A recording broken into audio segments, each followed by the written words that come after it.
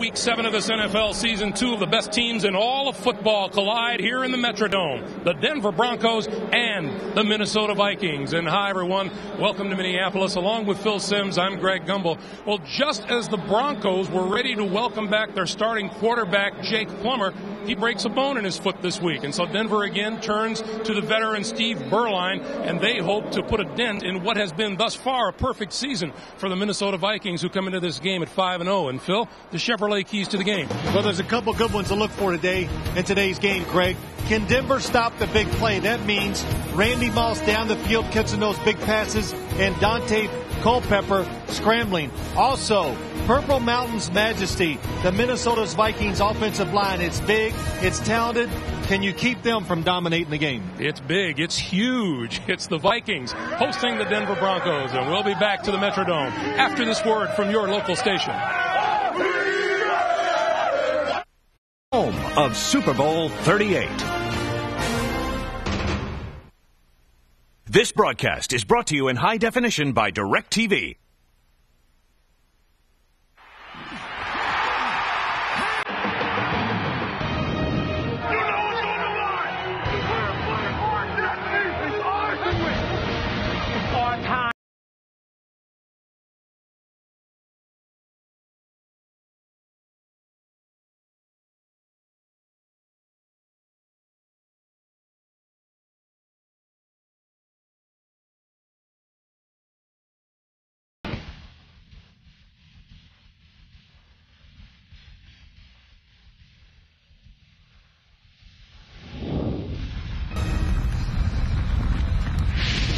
You have the earplugs ready. One of the noisiest arenas in all of America. The Metrodome is the site for today's Broncos-Vikings matchup.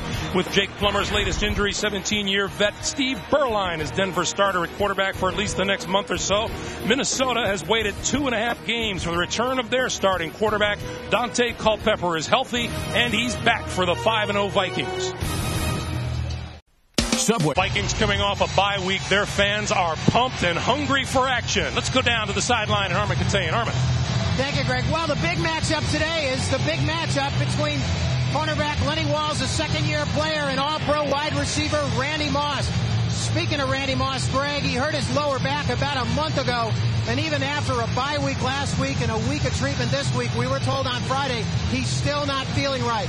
Expect him to get an MRI next week. We'll keep a close eye on him today. Greg, back to you. All right, Armin, thank you. Number one is Jose Cortez, signed just this week by the Vikings. The problem that Mike Tice has is that his kicker, his place kicker, Aaron Elling, has suffered a few back spasms.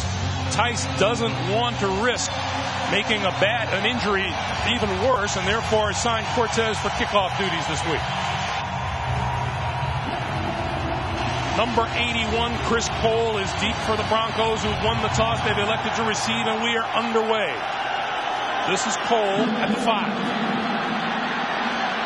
25, 30, and out to the 35-yard line. Fine return brought down by number 25, Eric Kelly. A 30-yard return, and onto the field comes Steve Beuerlein, 17-year veteran out of the University of Notre Dame. The Broncos offensive line, left guard Ben Hamilton, back in his hometown, attended Minnesota. His dad, Wes, played the O-line for the Vikings. The backs and receivers, number 80, Rod Smith, was outstanding and instrumental in last week's Denver victory over the Pittsburgh Steelers.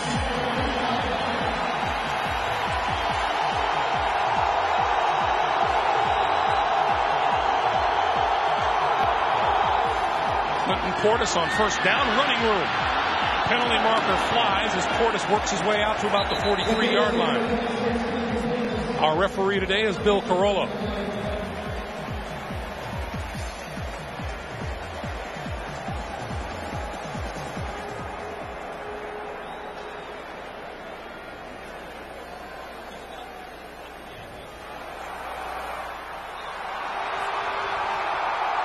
Holding, 98, defense, 5-yard penalty, first down.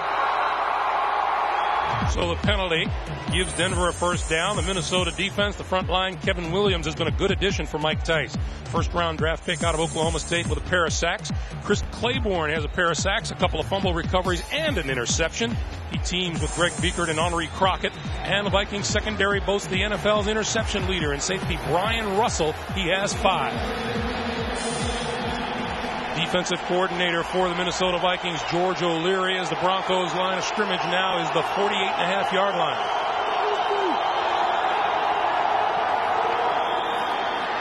Beuerlein pulls it down and goes down at the 46-yard line, courtesy of Kenny Mixon.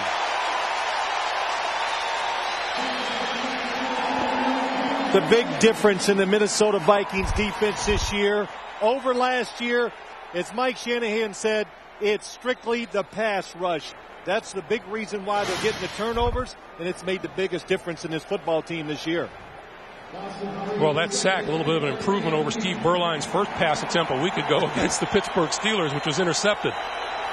2nd and 13.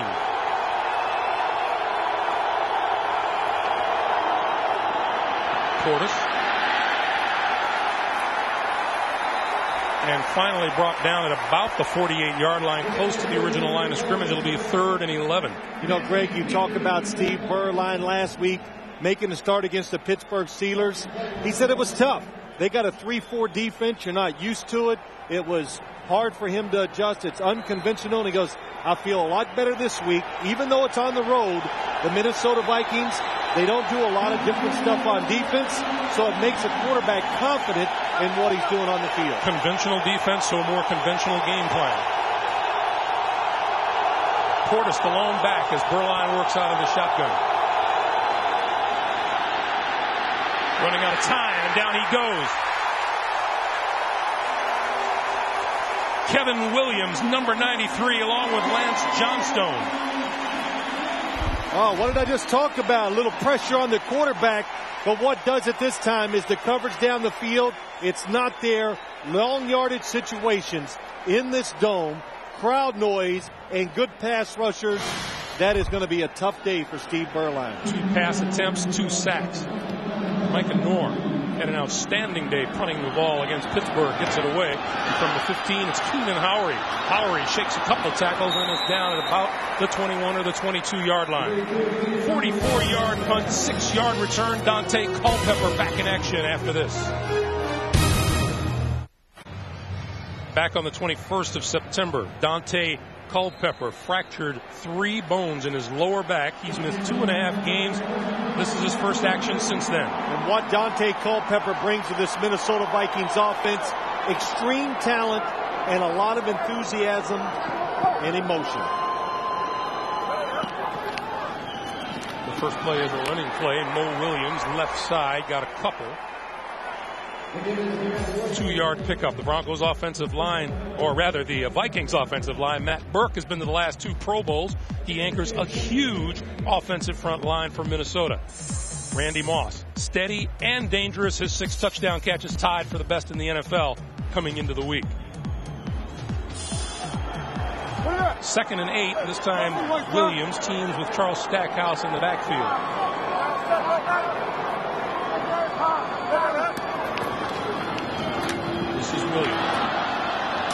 Williams spinning across the 25 to about the 27-yard line.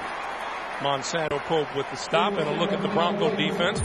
Denver's defense gets to the quarterback. Trevor Price had 2 of Denver's 7 sacks a week ago against Pittsburgh. And Bertrand Berry also had 2. His 4.5 sacks rank him 3rd in the NFL. At linebacker, Ja'Shawn Sykes has stepped up. Injured Ian Gold is gone for the season in the secondary. 6'4" Lenny Walls draws the big guys at cornerback. Plexico Burris last week. He will see a lot of Randy Moss today. Culpepper now from the shotgun on 3rd and 5.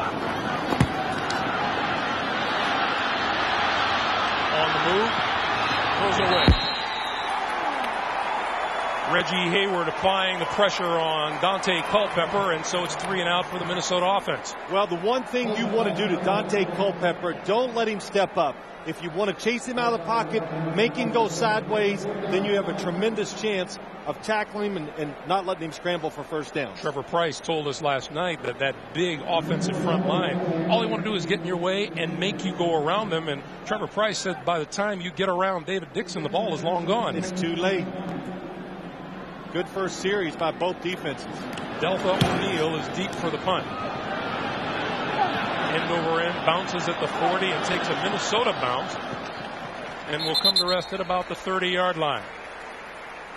43-yard punt, no return. Welcome back to action, Dante. We're scoreless in the first quarter. Middle of October, it is a beautiful day in the city of Minneapolis, Minnesota. Welcome back to the Metrodome, and there is Steve Beuerlein, ready to start his second series. The Broncos will start first down from their own 30-yard line.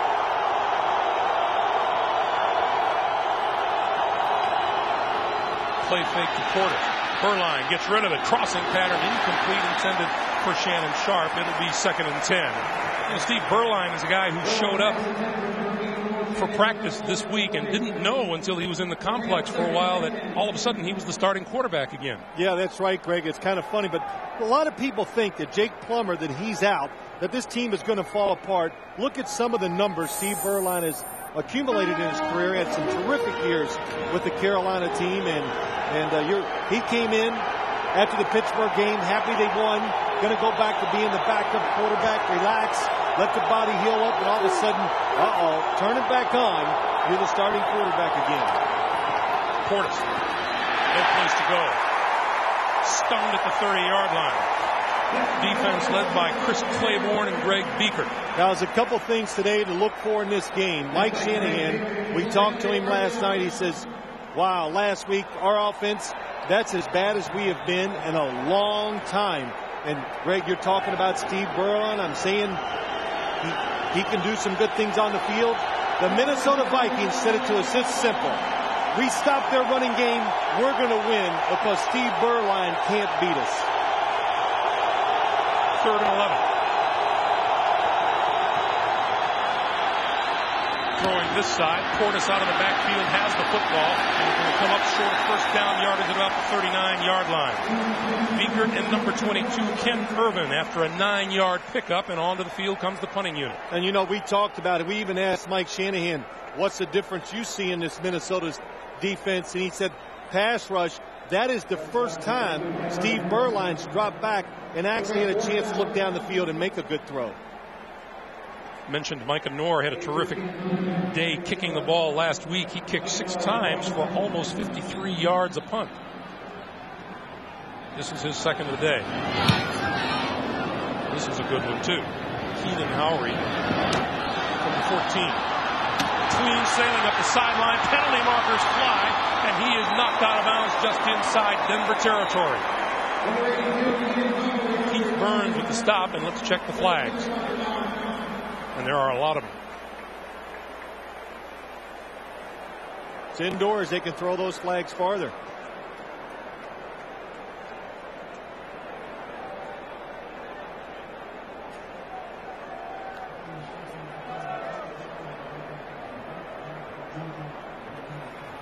Holding during the return. 10-yard penalty, number 81. First down. Timeout. So that will nullify a pretty good return by the Minnesota Vikings. 39-yard return it was. Offer games for every level of player, and you can join a league or start your own today by clicking on fantasy at cbssportsline.com. Culpepper and the Vikings first down. 23. Quick pass. Randy Moss. Breaks across the 35 out to about the 37-yard line. Al Wilson makes the stop. 14-yard pickup. Well, Lenny Walls has got the job today to match up against Randy Moss, giving him a lot of respect. And Randy Moss, Lenny Walls said it. This guy, he goes, he's tall, he's athletic, he can jump. But what really scares defensive players is his speed. And he says, he gathers it fast. He gets going down the field. He just gets faster. And once it's a foot race, you are going to lose. First down now from the 37. Culpepper. Moss again. And Moss across the 40 to about the 43-yard line. Now, they're in a coverage where Randy Moss is actually double teamed, but they're so safe. They do not want to give up the big plays today. That's why Randy Moss is still able to catch it. Mike Shanahan, look, well, he does run away, so I'm wrong. It's really just one-on-one. Good read by Dante Culpepper, but Mike Shanahan said we are going to play conservative on defense. Don't give up the big plays. Make them march down the field to score. 2nd and 4. Left side, Mo Williams makes his way up to about the 45-yard line. Carolina, Tennessee doing battle today. Jim Nantz in New York. All right, thank you, Greg. And it didn't take long for the Tennessee Titans at the unbeaten Panthers to get on the board. It's McNair spread them out, and he's going to beat them right here on the ground. He's going to run it in from 7 yards out, 7-0. Tennessee. Back to Greg and Phil. I know there's a lot of conversation about who's the toughest quarterback around the National Football League. You cannot have a conversation without including Steve McNair. Well, look at the standings of the AFC South, and the one way I think you beat the Carolina Panthers, Steve McNair has a great chance to do that, is throwing the football. This is Stackhouse looking for the first down. Looks like he's going to be a little short. So one of those matchups, Greg, that we talked about in the opening of the game. Minnesota's offensive line against Denver's defense. So far, Denver's defensive line has hung in there pretty well. And, you know, we keep talking about this offensive line of the Vikings. We might as well talk about how truly big they are. I mean, they are mountains from tackle to tackle. Yeah, we always say everybody in the league is fast on defense, and there's a lot of big players. But this is exceptional, I think, when I look at it. Look at the height, 6'8", 6'5", 6'4". Mike Rosenthal, 6'7". The weight. These are not fat guys either. When you look at them, it's not, none of them have real big bellies or are 15 or 20 pounds overweight. They're athletic, they're big, and they can move. And there's Scott Linehan, the offensive coordinator. Mike Tice gives him the word, go for it. And I think it's easier to do when you have an all-pro center in front of you, Matt Burke. Then you have a quarterback in Dante Culpepper. I can't even tell you how impressed I am with him physically. This guy can run. You just can't even imagine how big he is until you meet him in person. So it's a good opportunity to take his size and use it with the quarterback sneak. Williams and Stackhouse behind Culpepper. Look at all the people over the center. Culpepper keeps. Oh, you're at the mercy of the officials on that run. Good job by Denver's defense. Where the officials are now, it would appear it is indeed a first down. Bill Carollo makes the indication. And you got to gamble. You got to know situations in this league. Look at Denver's defense. Linebackers, defensive linemen, all of them in there. Dante Culpepper just keeps pushing. Al Wilson gets up in the line of scrimmage. You know, Al Wilson's one of those guys. He just likes action. So get in there and get some. But a big first down for the Minnesota Vikings and a good call by Mike Tice. Ball out to the 47.5, 48-yard line. Culpepper gives to Mo Williams and across midfield and into Denver territory with that carry. And once again, Jim Nantz in New York with more of the same. All right, thank you, Greg. The Titans faced fourth down near midfield just a moment ago. They had the backup quarterback in there, faked them out there on the special teams, and Billy Bullock throws it to Eddie Berlin for a 50-yard hookup and a touchdown, 14-0. Let's go back to you. All right, Jim, thank you.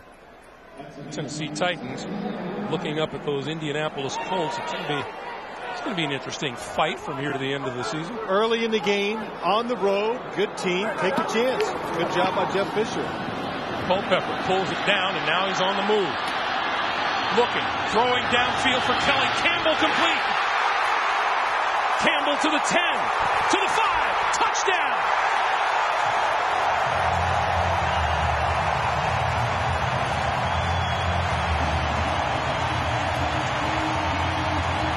We haven't even gotten a chance yet to talk about. A lot of people thought there was the debate today. Who should start at quarterback? Dante Culpepper or Gus Frerotte? It's a screen to the left to Randy Moss. It's covered. Nobody's open. Good job. Patience on the run. Terrific throw to Kelly Campbell by Daunte Culpepper. Mike Shanahan said, we want to avoid the big plays. That is one of the things he was talking about. Culpepper scrambling, making the throw or the run. Delta O'Neal had his eyes on Campbell. Campbell is the one who had his eyes on the football and pulled it in. I guess his calf is feeling a lot better fast.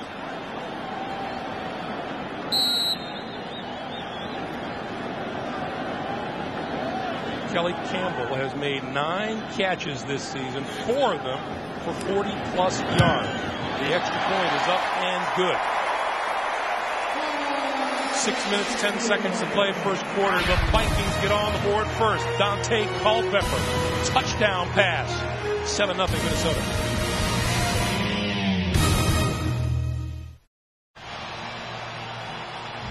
Welcome back to the Metrodome. Kelly Campbell on the receiving end of Daunte Culpepper's 47-yard touchdown pass. Well, I tell you, Kelly was talking it up. He's excited. He should be. When you're playing with Daunte Culpepper, always be alert if you're a wide receiver. Cortez kicks it away. Chris Cole from the 2. 25, and another good return by Cole out across the 30. Let's go back to the touchdown. Let me show you why Mike Shanahan was afraid of Daunte Culpepper. Randy Moss on the screen, it's covered. And as you watch the screen and it's covered, watch Kelly Campbell at the bottom of your screen. Nice job by Daunte Culpepper. Good job of blocking by the back. Moving to his right. What a throw.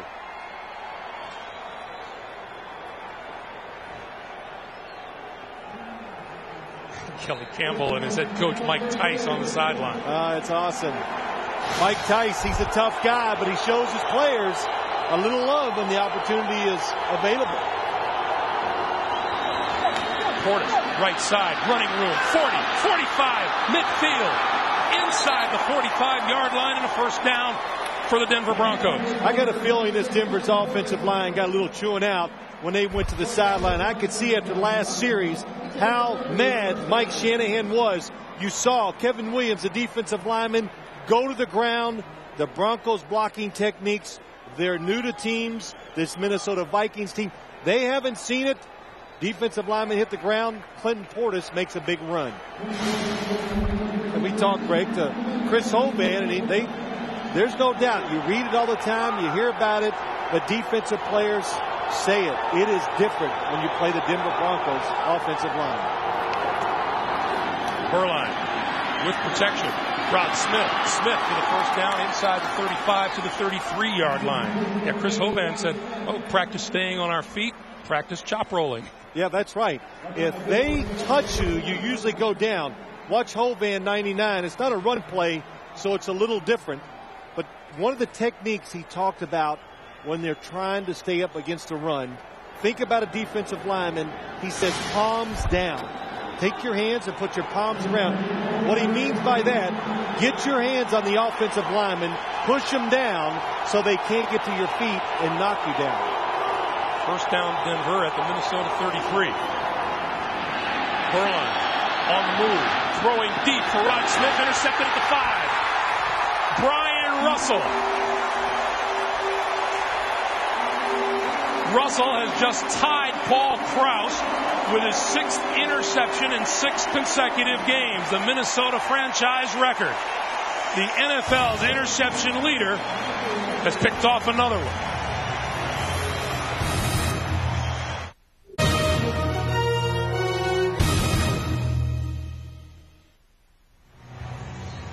A reminder tonight on CBS, Catherine Morris stars in TV's most watched new drama. Don't miss Cold Case tonight after 60 Minutes on CBS. Vikings take over at their own 8-yard line, courtesy of the Brian Russell interception. And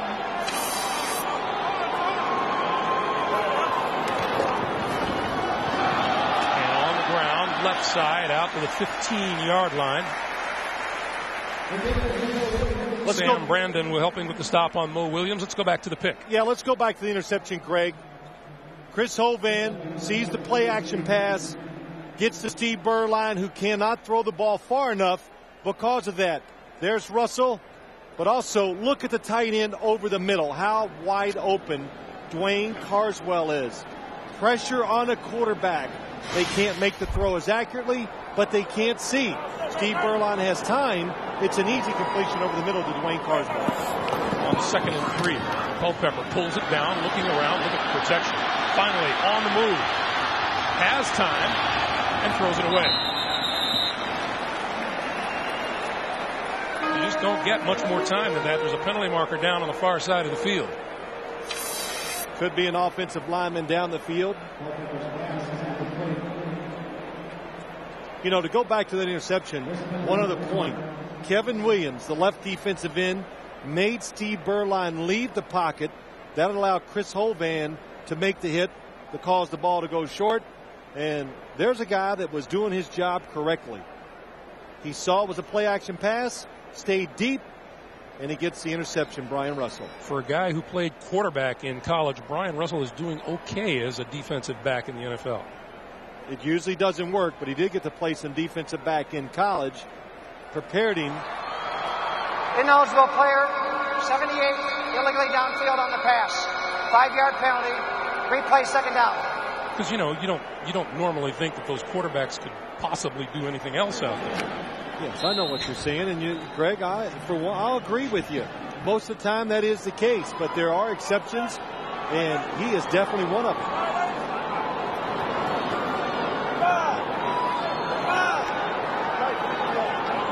Second and 8. Again with good time. Throws. Stackhouse out of the backfield, and Stackhouse out to about the 20-yard line. That'll be enough for a first down. This is some tough situation for this Denver defense. One, you got to guard against the run. Two, when they do have a play action, you got to be a little careful as a defensive lineman because you don't want Dante Culpepper escaping the pocket and making those big throws. And then the last thing, they got some talented pass receivers too, the Minnesota Vikings. So there are a lot of big questions or question marks that Denver's defense is going to have to try to answer today. Rookie running back Ontario Smith is blown back behind Culpepper. Culpepper trips, makes the handoff, but doesn't go anywhere. And it'll be back to the line of scrimmage, 2nd and 10. You know, Mike Tice put these Vikings through their paces, and it was tough week. Some scuffles in practice. So he thought he'd lighten things up at practice on Friday by dressing in his old duds and coming out on the field. Said he always wanted to be a part of this jump up and down, I'm ready, mosh pit thing. Yeah, there he is in the middle of it. Pretty funny stuff. Players got a big kick out of it, and he says, look, I was just trying to lighten the atmosphere because, as he said, I kicked their rear ends during the week. He's proud of it. And so he just wanted to make them, give them, like we were saying earlier, give them a little love after being rough on them all week. 2nd and 10. Smith. And Smith out to about the 25-yard line. Let's go down Armin. Just to punctuate that point on Mike Tice, he's been very close to his players, motivating them with humor and some kind of salty language at meetings. But really the humor is the big thing. He says if we can't laugh at each other, we can't win together. It seems to be working here, obviously, in Minnesota. Yeah, Armin, thank you. You know, I asked Mike, all of those fights in practice earlier this week. Did you like that? He goes, I loved it. I loved it. I know. And you know what was funny? The players like it too. Come on. When the fight's over, we laugh about it in the locker room. But that's the way they compete in practice. It just makes you better, and it's showing so far this year on the field. 3rd and 5. Culpepper. Still with time, throwing down the middle for Moss, incomplete. Now, a couple of the Broncos have told us they've never seen a team like the Minnesota Vikings who do nothing but throw the ball up in the air and let Randy Moss go get it. I think that guy you're talking about was Mike Shanahan. He says, let me tell you. Holding 74, offense, prior to the pass. That penalty is declined. 4th down. That's always said when you listen. Well, this guy's tall, he's short, throw it up for him. In the NFL, that hardly ever happens. That is just a lie when you hear it. But when you talk about the Minnesota Vikings, it is true. And Mike Shanahan laughed about it and said, we did it in practice. And he looked at us and he goes, there's a little merit to that. And Dante Culpepper and Gus Frerotte can launch it long and high. Eddie Johnson kicks it away. Nice kick. O'Neal makes the catch, and down he goes. Line of scrimmage will be the 39-yard line. Great night of television. CBS Monday begins with Yes, Dear and Still Standing. Then it's the Emmy Award-winning Best Comedy, Everybody Loves Raymond, and the new hit comedy 2.5 Men, followed by Monday's #1 drama, CSI Miami. Plus, Sharon Stone on The Late Show with David Letterman. That's Monday here on CBS, America's Most Watched Network. Hey, I tell you what, I'm impressed with the Minnesota Vikings team. Greg, I said it to you before the game. This is a pretty good crowd, too. They get here early. They're ready for introductions. There's no empty seats, and they make a lot of noise. The game isn't an afterthought. Yeah, I love that. You're going to be a fan. Be a good fan. Steve Beuerlein trying to get on track now from his own 39. Smith McCourt, right side.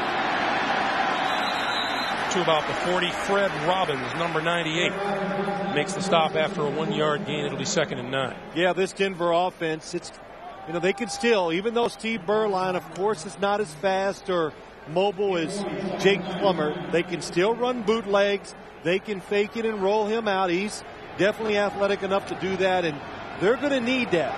They're going to need play-action passes to give them chances to make big plays down the field to win this game today. Penalty markers fly. That play won't count.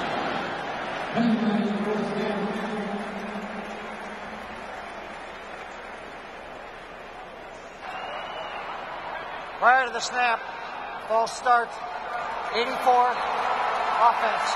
Shannon Sharp with the early start. 2nd down. Let's watch number 99. I don't have to circle him. You can see him. But look, going down the line of scrimmage, that's what we were talking about earlier. Efron Salam, they get close to you. They go down to the ground, the Denver offensive linemen. They roll. You're going to fall down, or it's going to slow you down so much because you're trying to protect your legs from getting cut down. 2nd and 14.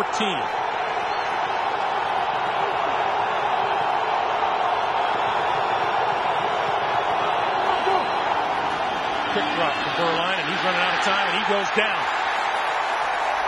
Number 94, Chuck Wiley got to him. 3rd Minnesota sack of the day. Quick drops. The receivers are not getting open fast enough. That's caused 2 sacks today for the Minnesota Vikings and the Denver Broncos offense. The Denver Broncos, 52 points in the first quarter. That's tied for most in the National Football League this season. They go scoreless in the first 15 minutes of this game. That's the end of one. The Vikings lead it by a score of 7-0. We're coming back to the Metrodome right after this. You're watching the NFL on CBS.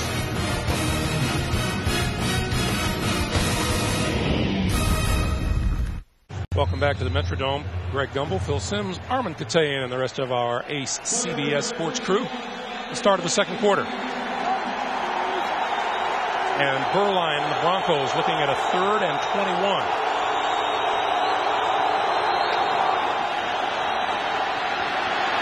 Beuerlein on the move and goes down.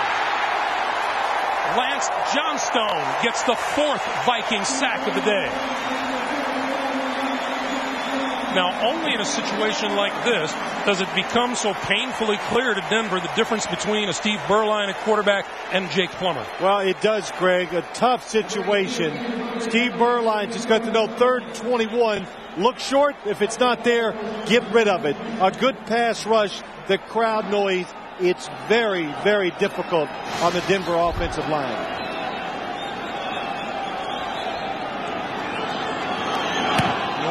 It away. This is Howery, and Howery curled up and dropped at about the 43-yard line by Chris Cole, and Randy Moss comes out onto the field with the rest of the offense. Well, when Randy Moss is singled up, they like to look for him.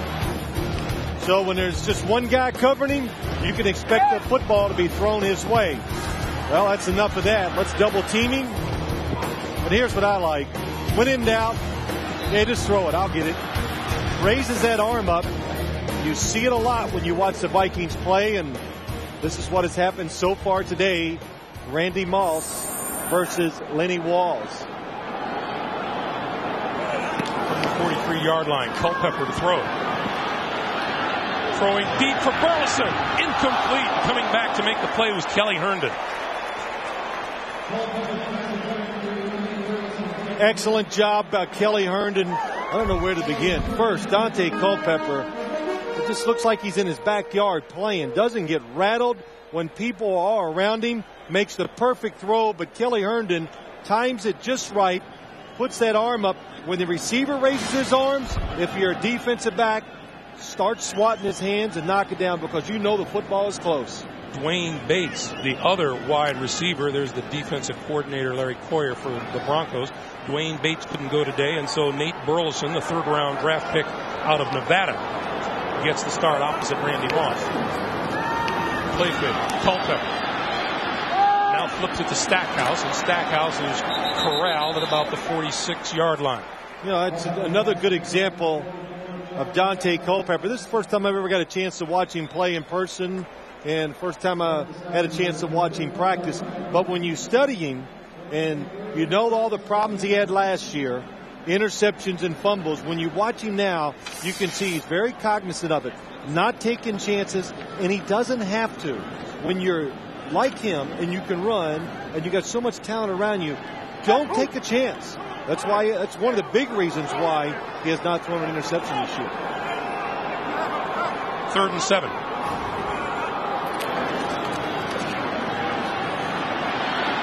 Culpepper, all kinds of time, going to go very deep for Randy Moss at the goal line, incomplete.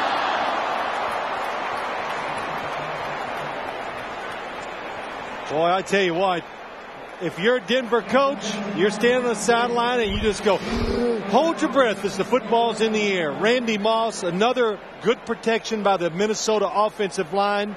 There's that hand again. Al Wilson. But a good job. Kanoy Kennedy, seeing the quarterback, makes a good reaction again. Come over, swat the football down. And out of the 3 guys down there, who's the guy who at least got a hand on the football? Randy Moss. O'Neal. I'm sorry. No, I would say Culpepper only put 62 yards in the air. Fair catch called for by O'Neal. And he lets it bounce. And it's going to bounce and be downed inside the 10-yard line by the Minnesota Vikings. 45-yard punt. And once again, Beuerlein will be working out of a hole. Boomer Today scores and highlights all on the Nextel halftime report. Still 13-15 to play here in the first half. Portis and Mike Anderson behind Beuerlein trying to get something going for the Denver offense. Clinton Portis across the 15 to about the 18 or 19 and close to a first down. Corey Chavis, Denard Walker with the stop. Steve Beuerlein thus far -9 net yards throwing. Well, it's Mike Shanahan said it to us, Greg. It's not hard to figure out. You play against a team that can pass rush the quarterback. You're playing in a dome. There's a lot of things working against you. So you must have an excellent day running the football.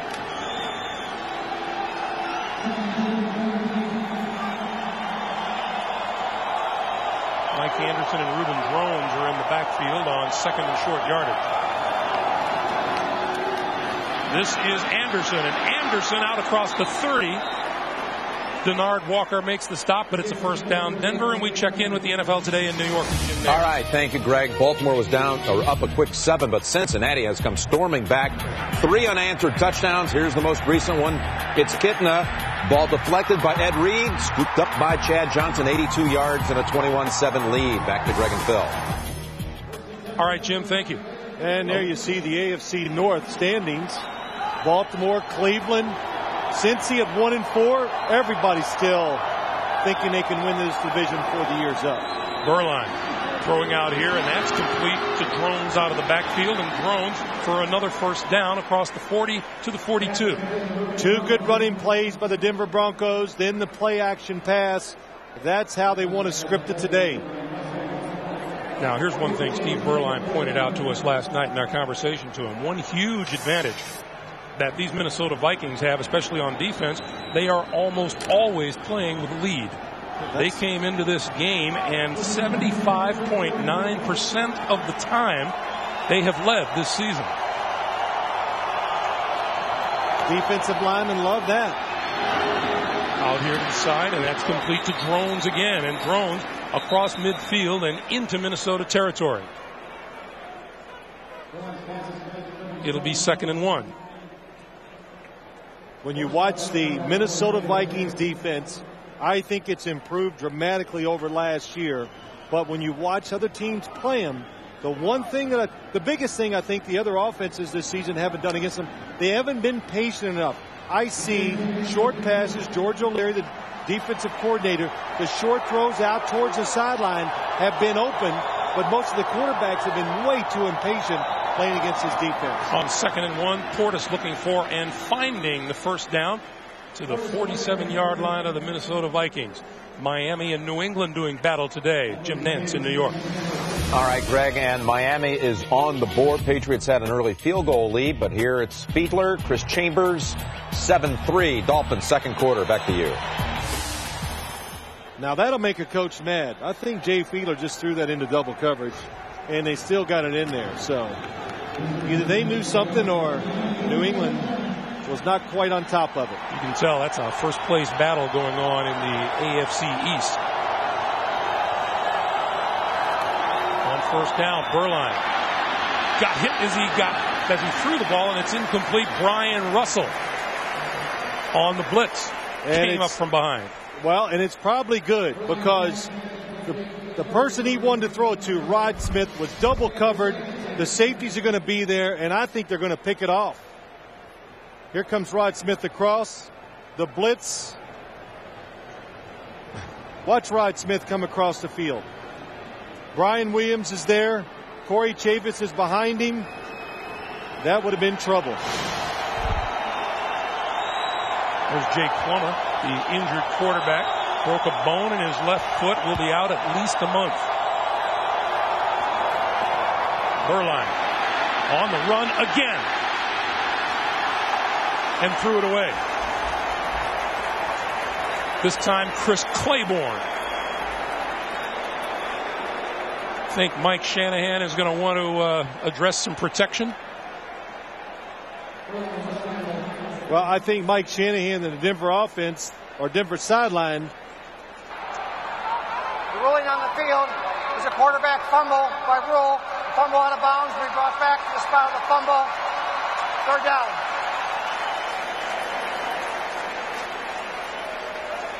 Well, it didn't look like a fumble to me. It is challengeable, and I think Mike Shanahan is going to challenge the spot of this. If it is an incomplete forward pass, oh boy, I spoke too soon again.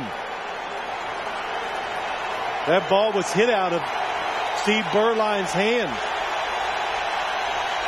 Either Kenny Mixon or Chris Claiborne knocked it out. Probably Chris Claiborne. So it's a 3rd and 22 for the Broncos. And we get a timeout. Timeout, Denver. 9:33 to play. Minnesota by 7. For the closest shave with less irritation, even against the grain.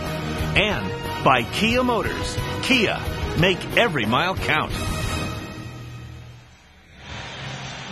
Thursday on CBS, Survivor Pearl Island just keeps getting better. On a night of showdowns, a back-breaking challenge leads to a standoff. And is Rupert's own tribe turning on him? Don't miss an all-new Survivor Pearl Islands, Thursday at 8, 7 Central on CBS.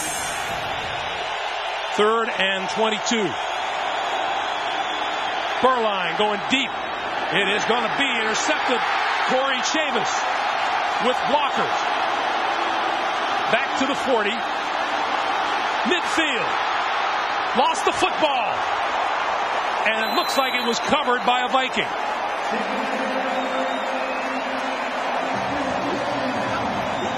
Lance Johnstone covered the loose ball at the 48-yard line. It looked like the Denver Broncos were going to get the fumble. First off, Steve Beuerlein, he must step up. He can't go sideways in the pocket. There's nobody back there to throw it to. The pressure, the noise, just not reacting well to it right now. Looks like Rod Smith, number 80, causes the fumble. Rod Smith hits it. And Lance Johnstone is the beneficiary of a fortuitous bounce. Chris Hovan trying to block Rod Smith. Can't quite get there fast enough. It's one thing to turn it over, but when you give up the return yards. Moss in the slot. Culpepper throwing out. Randy Moss cuts it back inside and is brought down at the 45-yard line. All told, it'll be about a 3-yard gain. It'll be 2nd and 7. Well, when you watch Randy Moss, just that play really exemplifies it too. He really acts like he's just in the backyard. Very casual, catches the ball, gives a few little moves that like your son would give to his neighbor in the backyard, and runs around with it. And remember what Lenny Wall said, you got to be careful because he jogs down the field sometimes at you, and then he takes off. And once he goes, you can't catch up.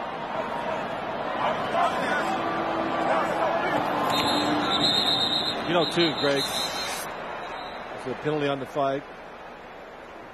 Penalty on the flag. Penalty on the play, I was wondering if you heard it. I listen to myself every once in a while. Prior to the snap, false start. 75, offense. 5-yard penalty, 2nd down.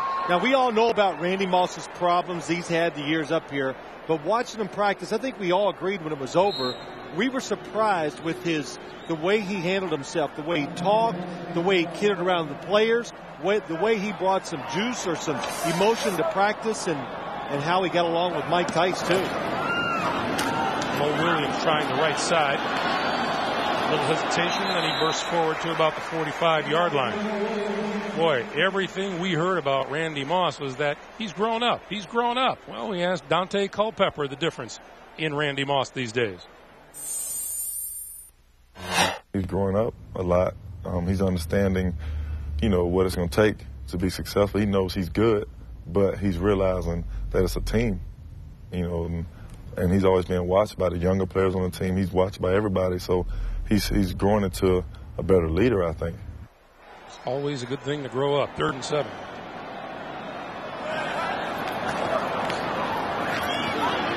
Flips out to the side. Mo Williams, penalty marker is down, shakes one tackler, and then is buried at about the 47 or the 48-yard line. Goff talks so much about can the Minnesota stop certain things on defense? And we talk so much about Minnesota's offense. This Denver defense, the speed is really giving the Minnesota offense some problems. You take away Dante Culpepper's big play. Holding, 76, offense. That penalty is declined. Result of the play, 4th down. That's Chris Lewinsky. You take away that one big play, and Larry Corey, the defensive coordinator, has got to be extremely happy and excited about what Denver is doing on defense so far today. O'Neal back at his own 10-yard line as Eddie Johnson gets set to kick it again.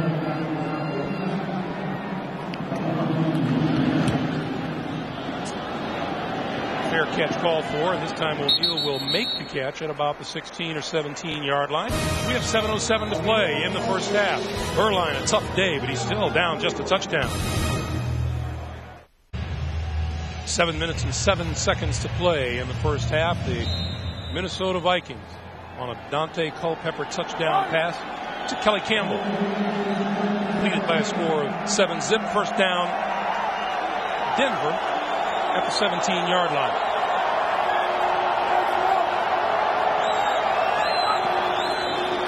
Coach Portis trying the right side. Cuts it back inside and out close to the 25. He did reach the 25, and we go down to Armin. Thanks, Greg. I think if you could summarize Mike Tice's mantra here in Minnesota, it equals knowledge equals confidence. There's 7 different elements he pointed out to us on Friday. Focus, attitude, awareness, precision. He said, that's me. I want prepared and accountable football players, and as George O'Leary told us, what Mike was like as a player, that's what he expects of his team as a coach. Greg? Armin, thank you. Yeah, well, I think we've all agreed, too. He's the biggest head coach we've seen in a long time. Yeah, well, there's something to be said for that. presence. He walks in the room. You're going to pay attention. 2nd and 2. Portis spinning and not able to spin his way to a first down. Number 22, Ken Irvin. Well, as we watch this run by Clinton Portis, just pretty good blocking up front. Chuck Wiley gets the tackle. But just to further along what Armen-Keteyian was saying, we asked Mike Tyson, said, well, what's different this year from you as a head coach? And he goes, look, I'm just like you probably were announcing, Phil. He goes, I made some mistakes. I'm going to learn from them. I'm learning on the job. He goes, I went back after the year. I self-analyzed myself. And he goes, I expect to get better every single year as a head coach. 3rd and 2. Movement. Right side. Dwayne Carswell. Boy, 3rd and 2. Great situation. Prior to the snap, false start. 89, offense. 5-yard penalty. 3rd down. Look, I want to go back to Armen one more time. He's upset today. You know that, Greg? I didn't know that. Oh, you didn't know? Because it's a dome, so he can't sit out over there and work on his tan. And, he's our little George Hamilton. Like the rest of us? Oh. Well, he's on the field. We're always in a booth. I see. Sweating. From the 20-yard line, Beuerlein needs the 27 for a first down. These teams have combined 0 for 9 on 3rd down today. Beuerlein over the middle, bounces out of the hands of Shannon Sharpe, and markers fly.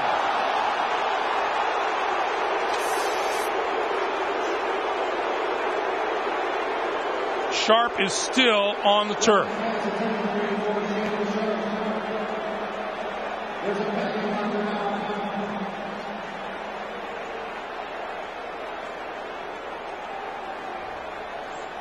Could it be the hit by Brian Russell?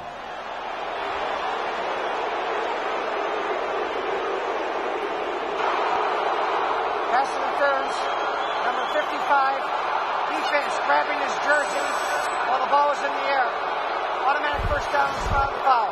Well, to answer your question, it wasn't the hit. Chris Claiborne going against Shannon Sharpe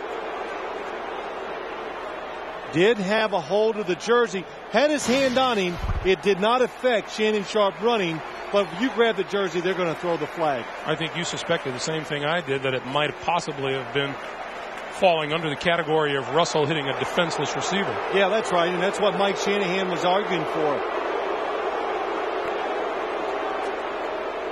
Shannon Sharpe, who told us last night, Todd Christensen told him a long time ago that they can find anybody to block. If you want to make money, catch passes, stretch the field. Well, that's the art of football, he said, catching passes. Oh, boy, that was a tremendous. And it was helmet to helmet. It wasn't called here on the field, but when you hit helmet to helmet against a receiver who's trying to catch the ball, well, the NFL is going to look at that. Yeah, Mr. Russell may hear from the league office in the next few days. And it's the top of the helmet, right to Shannon Sharpe's right jaw. Well, I asked Shannon Sharpe last night. Goes to the call.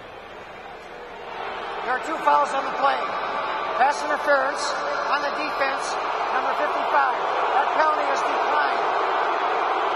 A personal foul, unnecessary roughness, helmet to helmet, and number 54. That penalty is accepted.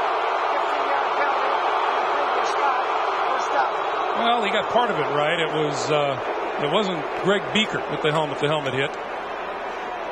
Well, anytime a receiver is in the air in the act of catching the football, he is deemed to be defenseless, which he is. And they have to protect him because it's too easy to leave with that helmet and hurt the receiver in situations like that. So it was a good call on the field. Dwayne Carswell has replaced Shannon Sharpe at tight end. On first down, right side, Portis cuts it back inside the across the 40 to about the 42-yard line before Claiborne makes the stop. Let's go down Armin Katayan. Greg, the update on Shannon is he got his bell rung a little bit, obviously, but I'm told that he's a probable return and that he's doing okay. Back to you. All right, Armin, thanks. Is he talking? If he is, he's okay, because he's a tremendous talker. I asked Shannon Sharpe last night, I said, how you feeling? He goes, what was it? 14 years, 7 games. That's how I feel. I go, okay. Well, it's a good life. You've played it for a long time. 2nd and 3. Portis. And very close to another first down.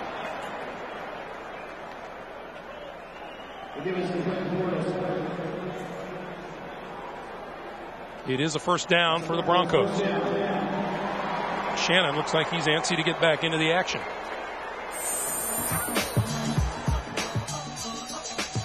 Shannon Sharpe, boy, one of the great, if not the best tight end in NFL history. Number 1 in Denver annals as far as touchdown catches go. Number 2 receiving yards right behind Rod Smith. Beuerlein throwing outside. Has complete to Drones out of the backfield, and he has another first down for the Broncos. Nope, stepped out of bounds just short. Well, that's the play we talked about, Greg. I think that's where this Minnesota Vikings defense is vulnerable. And 2, you don't say this too often about the Denver Broncos offense, but they got to slow the pace down. They got to slow this game down. You can see the crowd, the talent the Minnesota Vikings have on both sides. They're explosive.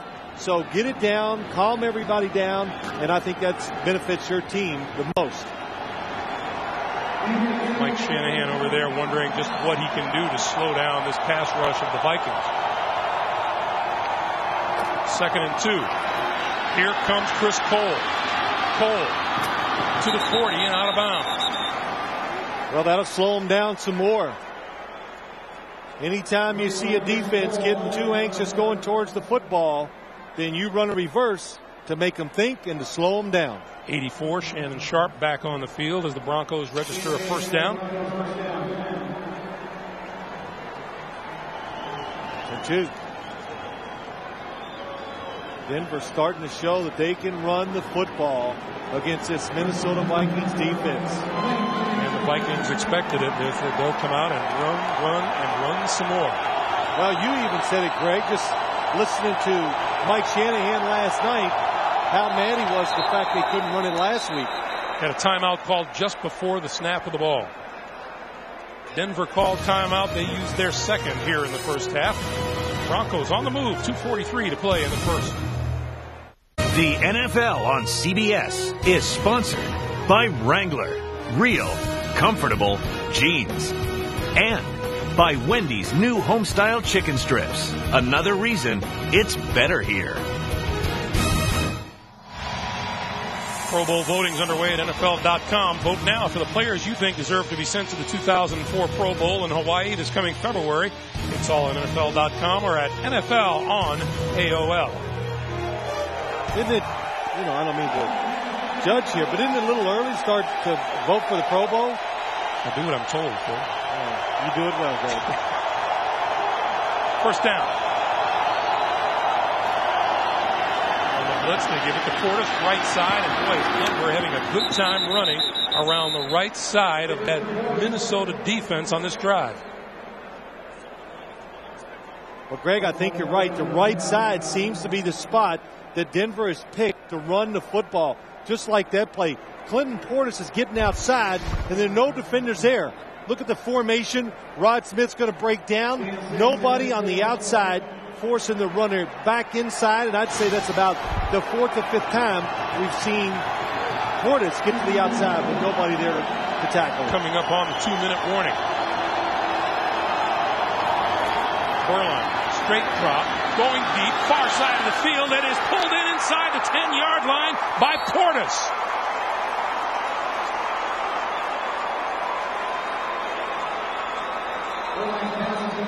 Nobody in the backfield. Clinton Portis on the outside against the linebacker. That's a matchup the Denver Broncos like. We'll be back. 2-minute warning.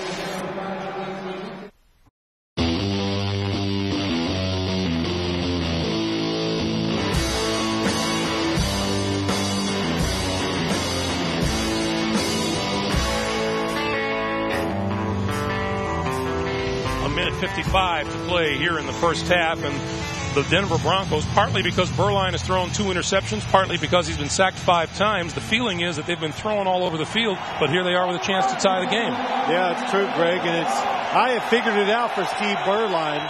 He just has to be slapped around a little before he can just settle into the game. That's what happened to him last week. Terrific job by him in this drive. Portis, left side, cuts it back into the end zone, touchdown. Outside running, that's what Denver is doing. They are getting terrific blocking.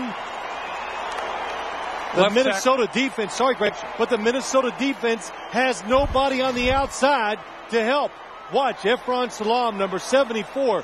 What a block by Rod Smith, going down inside, and Clinton Portis running downhill makes a touchdown. Clinton Portis has been the offense today for the Denver Broncos. Jason Elam for the extra point.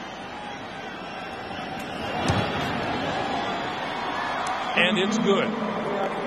1:51 to play in the first half. Clinton Portis, his 4th rushing touchdown of the season, pulls the Broncos even at 7-all. Coming up on the Nextel Halftime Report, Jim, Dan, Dion, Boomer have today's scores and highlights. That's all coming up on the Nextel Halftime Report.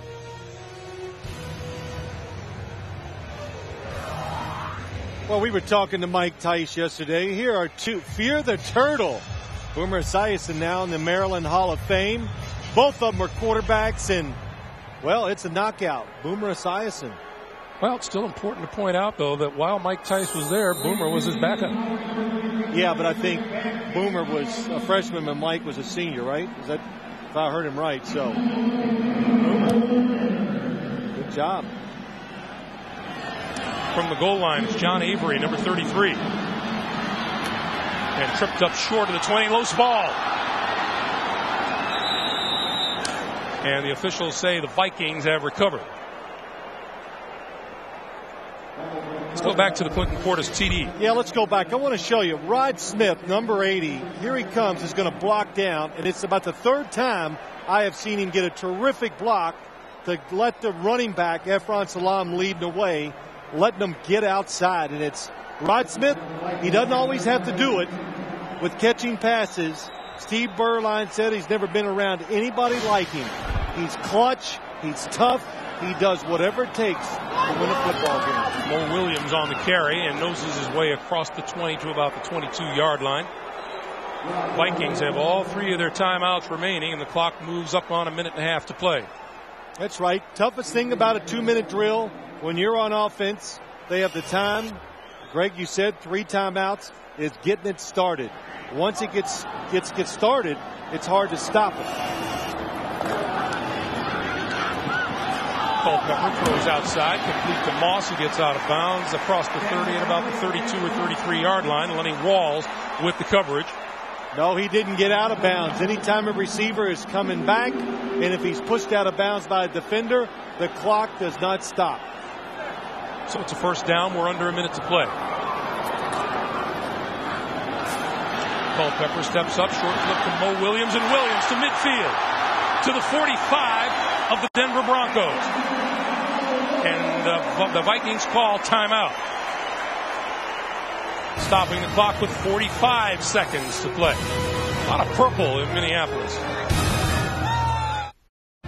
Vikings are at the Denver 45. What do you do if you're the Denver defense, Phil? Oh, I keep playing the way they have played this game so far, Greg. Don't get overly aggressive. The quarterback is too explosive. The receivers are too explosive. If they drive down here and if they get to the 2-yard line, as long as they kick a field goal, Denver's going to go in at halftime and feel great of what they've done here in the first half. The Minnesota offensive line has showed a definite unwillingness to allow the defense to get to their quarterback. And they just did at the 47. Bertrand Berry. And another timeout is called. That's the second used by the Vikings. Bertrand Berry, number 92, closest to us. Here he is, going up the field. Oh, boy, he feels the big tackle. That's McKinney leaning that way, so a pass rusher stops, reverses field, the offensive lineman has no chance when they do that. You see by those numbers there, Bertrand Berry has been on fire the last 17 games he's played. You know, it's interesting. We even asked about him last week, and Mike Shanahan says, you know, I don't know. He's just got it now. He's worked at his craft, and all of a sudden guys they do okay, and all of a sudden it just comes on. They really learn it, and they become valuable pass rushers. So the Vikings down to 1 timeout left. That was big. 1 timeout. Situation kind of turns around. 2nd and 12.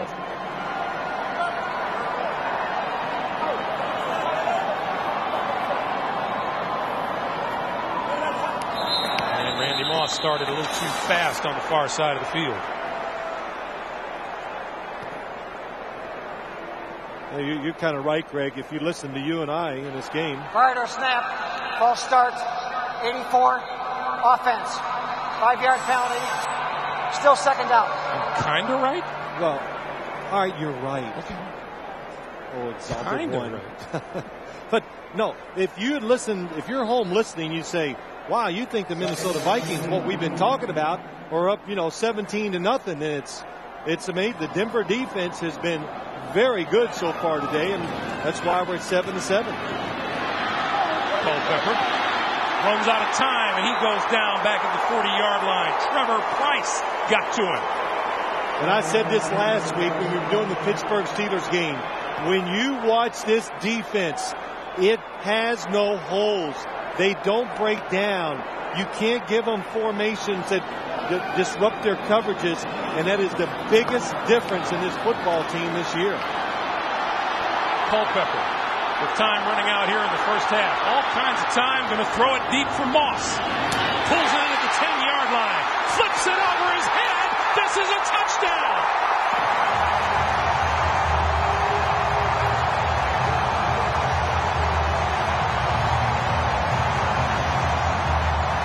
The Broncos are looking for some sort of a flag that's going to save them. There is none. It's unbelievable. The offensive line protects Dante Culpepper. You cannot let him get outside the pocket.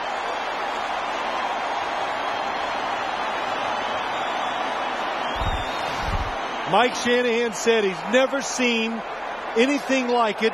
I don't think he's never seen it in the NFL. There's no reason to throw it. Randy Moss is covered, and Dante Culpepper gets hit. The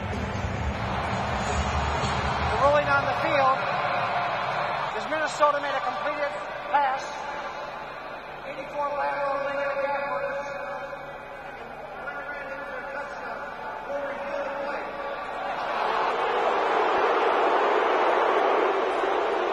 Well, I didn't hear what he was saying.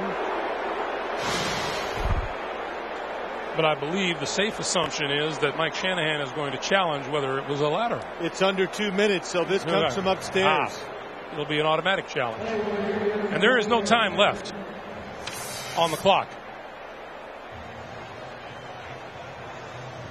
That's a phenomenal play by Randy Moss. It's phenomenal. Just to realize the situation, where you're at, to flip it over your shoulder. Terrific play by Randy Moss. Terrific play by Dante Culpepper. Knowing the situation, of course, knowing it's Randy Moss down the field, make the throw. We'll take a timeout and come right back. Carollo has seen the replay and has made his decision. Was it an illegal forward pass? No, it is not. You can really see very clearly that he throws it backwards.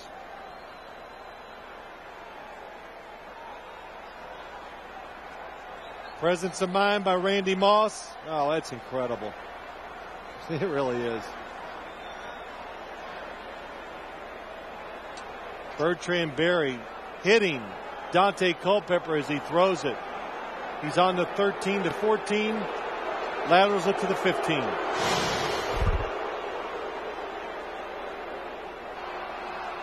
After reviewing the play, it's been determined number 84, the receiver, made a legal backward pass to his teammate. The result of the play stands. Touchdown.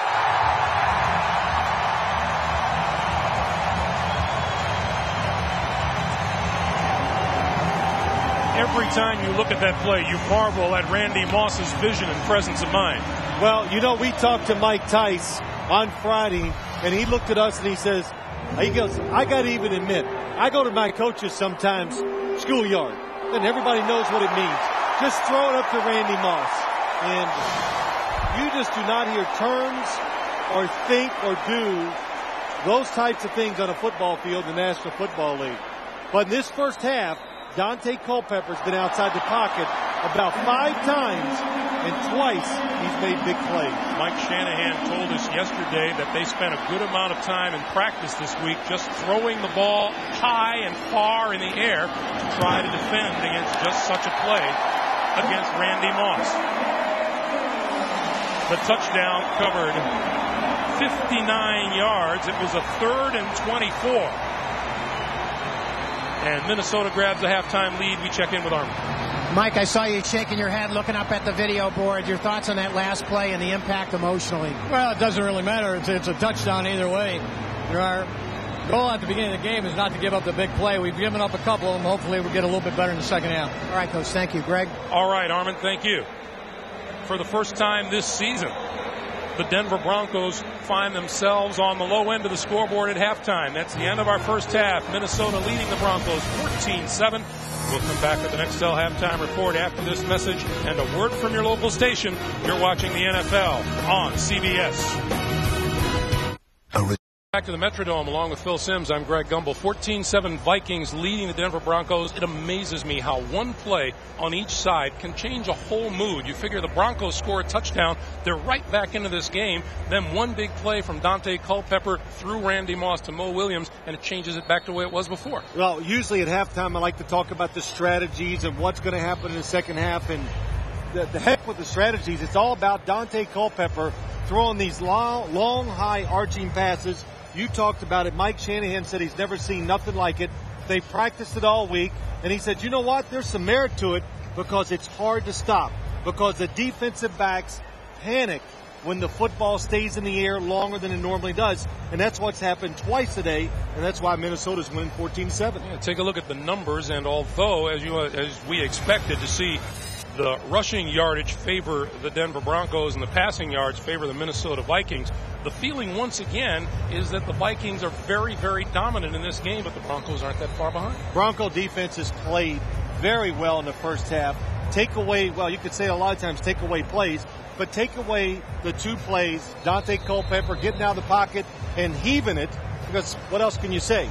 He heaves it down the field, and they make the catch. We've gotten pretty good at that heaving stuff here in Minnesota. Oh, man, it's you know, I got to tell a story. Mike Shanahan, Bubby Brister used to be the backup for the Denver Broncos. He left, came up to Minnesota because he thought he might get a chance to play.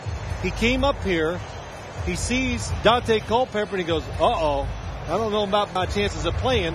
And he talked to Mike Shanahan. They had a conversation, and Bubby Brister said, Mike, I've never seen anything like it. Daunte Culpepper can run. He's big. And Bubby Brister was always known to have a really good arm. He goes, I can throw it as far as I can. And Daunte Culpepper just casually throws it 20 yards by me.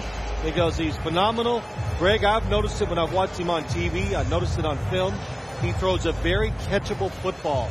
Spins a lot, tight spirals. That's what receivers want to see when they're running down the field. And that's why he's been a success in his short career, and really this year too. We passed Daunte coming into the arena today. Oh, yeah. Daunte leads the league in pregame jewelry, doesn't he? Well, that, he's just so enthusiastic. I really like that about him. Brings a lot of energy to the football team. Keenan Howry, and then the handoff to number 33, John Avery, and Avery makes it out to about the 29-yard line. Let's check in with Armin. Well, Greg, first the basics from Mike Tice. He said both teams are playing great defense, and they have to find a way to adjust to the Broncos exploiting the right side.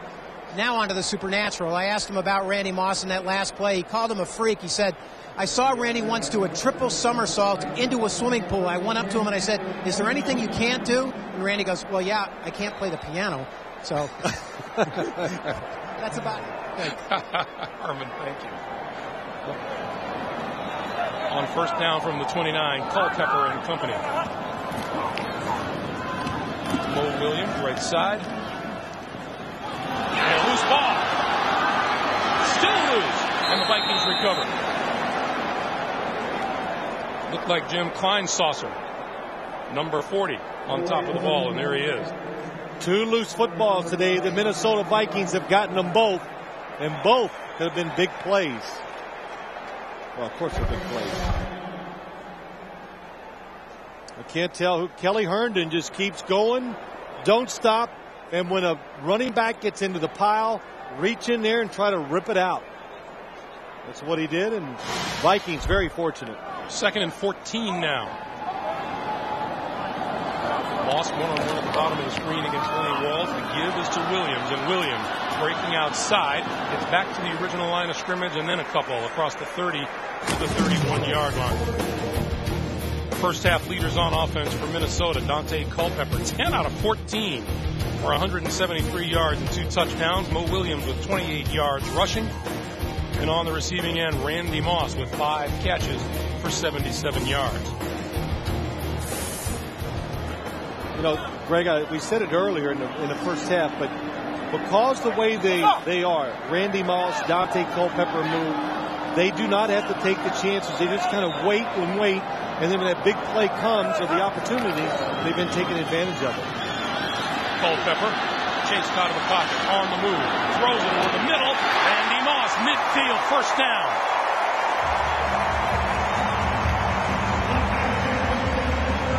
Somebody asked me this morning, hey, maybe the Vikings should have kept Gus Frerotte in there for 1 more week. And my answer was, oh, you just don't understand. I don't know what to tell you. Dante Culpepper is different. And look at this throw. On the run, perfect spiral, over top one defender into Randy Moss's hands. Ontario Smith, the lone back behind Culpepper. He gets the handoff. Cuts it back. 45. Still on his feet across the 40 to about the 37 or 38-yard line of the Broncos. Ontario Smith, the 4th-round draft choice. Mike Tice very proud of the fact that all of his draft picks are not only on this roster, but are contributing on a regular basis. That's right. Michael Bennett, the starting running back, is out. So Ontario Smith, along with Mo Williams, they've done a very good job of overcoming the loss of one of their explosive players. And if Minnesota starts running this football, it is the worst thing that can happen to Denver's defense. Culpepper spins out of trouble, looking, throwing over the middle, and that's complete to Burleson. No, incomplete.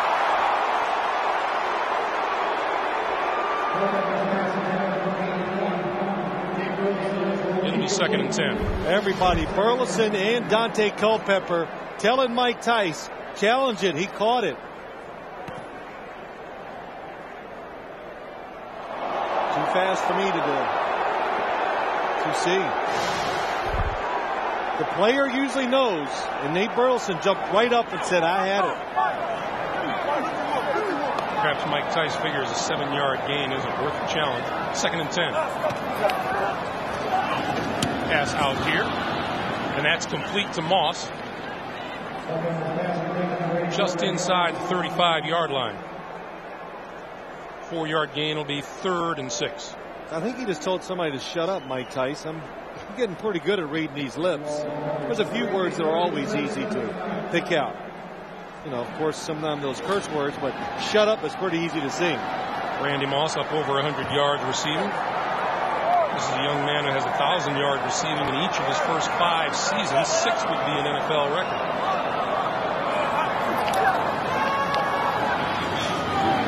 Kleinsasser inside the 25-yard line and a first down. 13-yard pickup. Randy Moss goes down the field, and when he goes down the field, what happens is it attracts the defense. Nobody looks short, and it leaves Kleinsasser open underneath. Lenny Walls follows the receiver too far down the field. That's why the left flat of the area of the football field was wide open. Line of scrimmage, the Denver 22.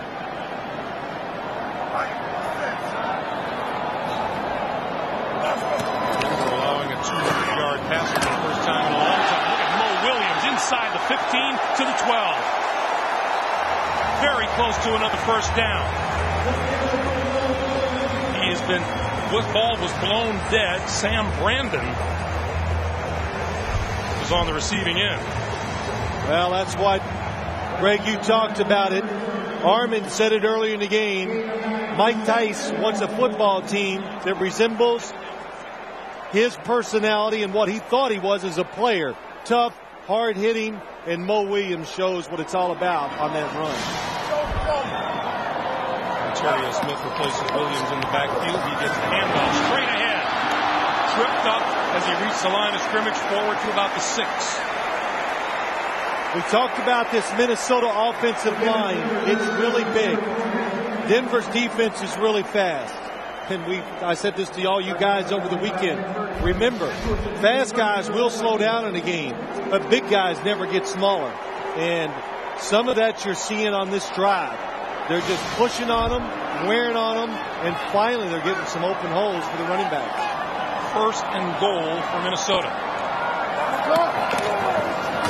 Smith, right side, to the goal line, touchdown.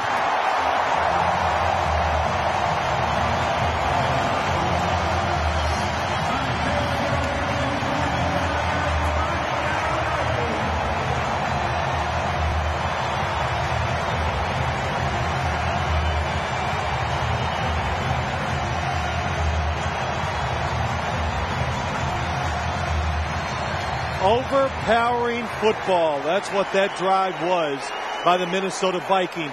That's what they want to be. They perceive themselves as the big bullies. And it came out on that drive. Elling's extra point is good. 9:24 to play, 3rd quarter. Minnesota jumps to a 2-touchdown lead on the 5-yard burst by Ontario Smith.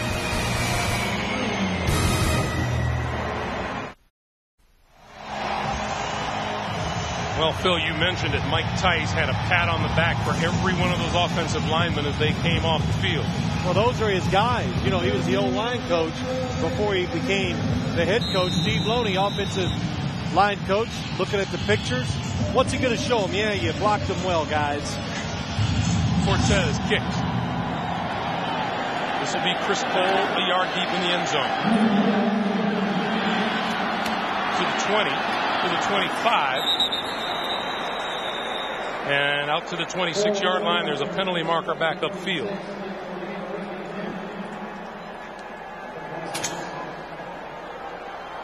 Oh, gosh, this is funny.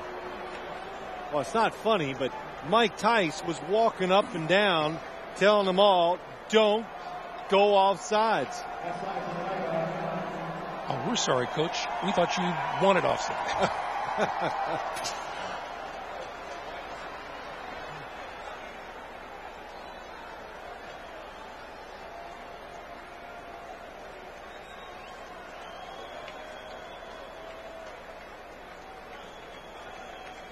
Well, Bill Carollo's Mike has gone dead. Offsides on the kicking team.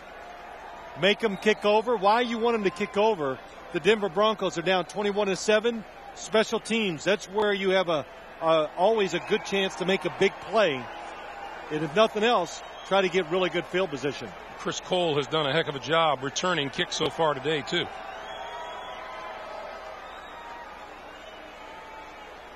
So this time, Cortez will kick from his own 25. Crucial point of the game here, Greg, for the Denver Broncos. They need to, as we talked about, slow the game down a little, get control of it, take some of the emotion out of the crowd and the players for Minnesota. I look across the field and I see Chris Cole has just limped to the bench, so Reuben Drones is the deep man on the kick coverage or kick return team for the Broncos. You know, for an old guy, you got good eyesight. You know this? Yeah. And you are old. I know you think you're still young and hip, but you're old. Old and hip. Old and hip, okay. Here's Cortez. Thrown from the 10. The line of scrimmage won't be much different than what it was before. 17-yard return. Nick Rogers, number 58, on the tackle. Ontario Smith's touchdown has put Minnesota up by 2 touchdowns And there's a silly little dance that goes along with the celebration.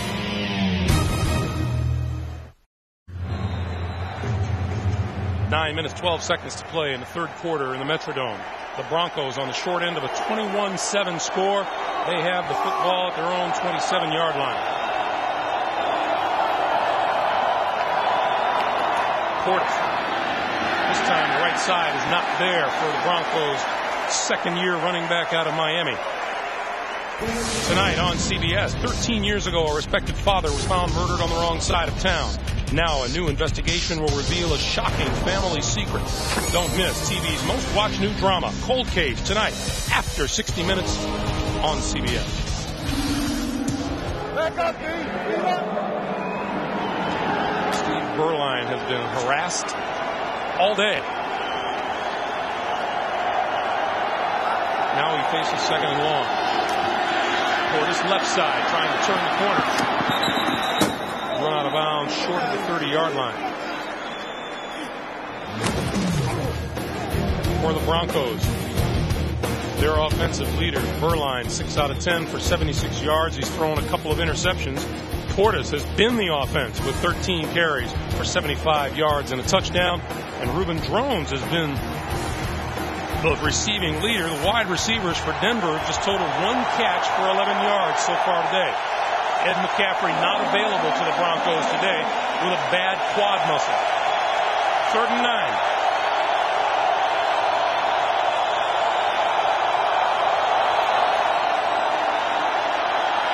Berline over the middle, intercepted. Lance Johnstone, touchdown.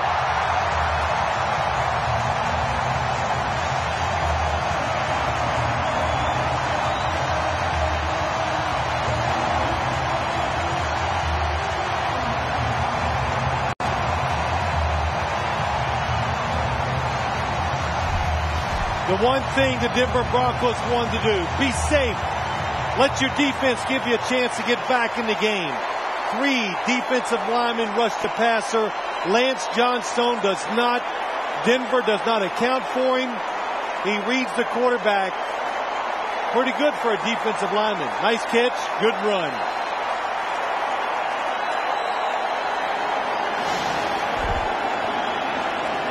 Elling's extra point attempt.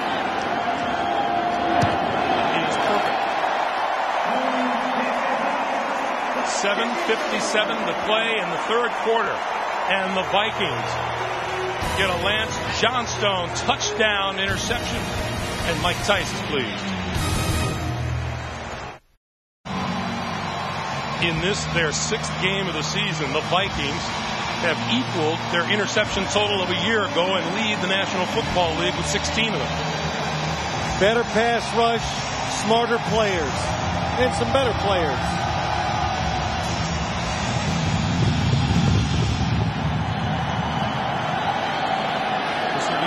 From the 2. And out to the 25-yard line. Friday on CBS, the FBI's undercover team is going inside the LAPD to catch a killer. See why The Handler is one of the best new shows of the season. Joe Pantoliano stars in The Handler. Don't miss an all-new episode Friday at 10/9 Central on CBS. Steve Berline has not had what you call a memorable day thus far. You know, Greg, coming in the second half, Denver's offense didn't need to make a mistake. You never want to, but they needed to be careful, see if their defense could get them back in the game. Now they've got to be aggressive on the offensive side. Berline throws far side, and that is complete and hit immediately after the catch is Ashley Lilly. You look at this Minnesota Vikings defense, one of the big differences is the way they're coached. George O'Leary, the defensive coordinator, he was Mike Tice's high school football coach in Central Islip out in Long Island in New York. And one of the big things he has done, he holds players accountable for what they do. They have meetings. He says, I got tired of asking questions and answering them myself. So I make 3 defensive players stand up and give reports of what's important for the game. So everybody has to study and be ready. Berline. Incomplete. And when you make players study a great deal, it's like he says, when you know, you go. So if you know what's going to happen through your study, through preparation, it can make you more aggressive, much smarter on game days. And those are big things. That's why this team has turned it around so much on defense. And, you know, you talk about how he makes the players accountable. He's very simple. You have to be able to communicate and make adjustments out on the field when the coaches aren't there. That's right. 3rd and 5. Beuerlein has time this time, throws over the middle, grabbed at the 45 by Lilly. What a terrific catch by the second-year wide receiver out of Hawaii. Against Ken Urban, and you said it right. It's just grabbed out of the air. Bad snap to Steve Beuerlein, but Lilly just reaches out with both hands, just like you taught. Use your hands as a receiver. He does it. He's rewarded with a big catch. First time all day the Broncos have been able to convert a 3rd down. It moves them to the 45 of the Vikings.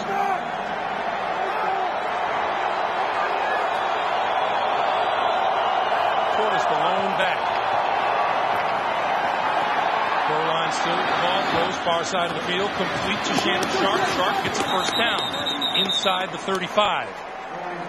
To the 33, and we check in New York with Jim Nantz. All right, thank you, Greg. You both know how big this game is. New England down at Miami, and coming out of the break, Patriots have trailed most of the day. It's Brady to Givens, 24-yard hookup, touchdown. Final minute now of the 3rd, tied at 13. Back to Greg and Phil. First place battle royal taking place between the Dolphins and the Patriots. 28-7 here. Vikings with the lead, and we get a whistle and a timeout on the field. 5:42 to play, 3rd quarter. Randy Moss and his mates with a 3-touchdown lead. We welcome you back to the Metrodome. Vikings in the lead. Broncos have moved the ball to the Minnesota 32.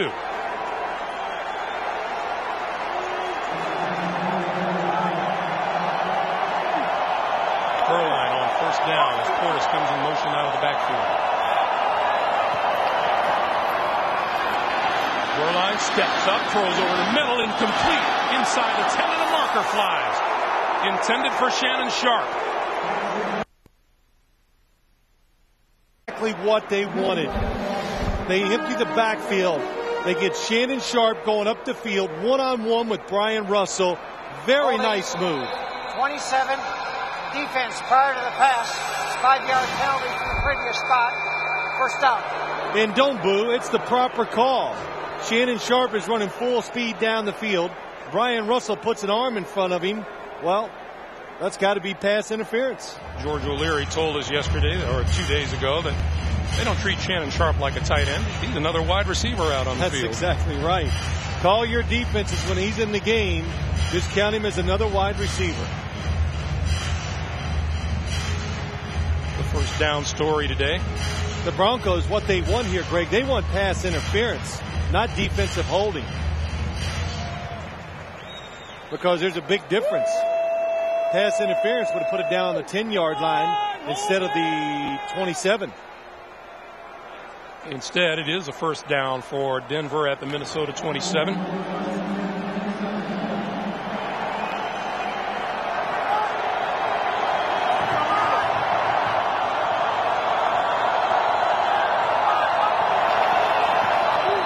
Beuerlein throws it away under heavy pressure. Brian Williams coming in off the corner. It'll be 2nd and 10.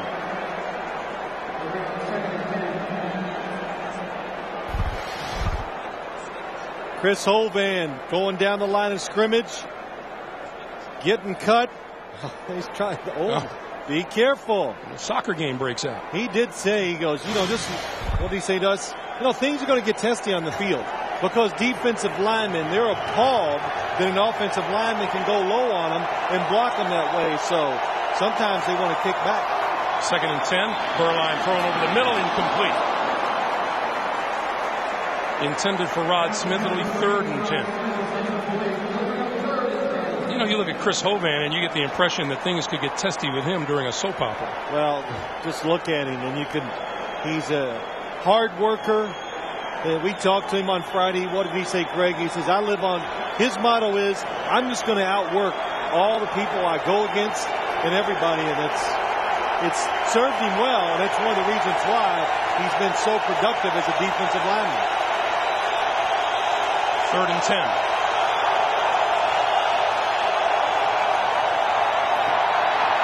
Beuerlein throws. It is incomplete off the fingertips of number 82, Adrian Medice, the rookie wide receiver from TCU. Steve Beuerlein was throwing that football to Shannon Sharpe, who was uncovered right behind Medice. You see Shannon Sharpe? Nobody had him in pass coverage. He is going to catch that and turn it up the field.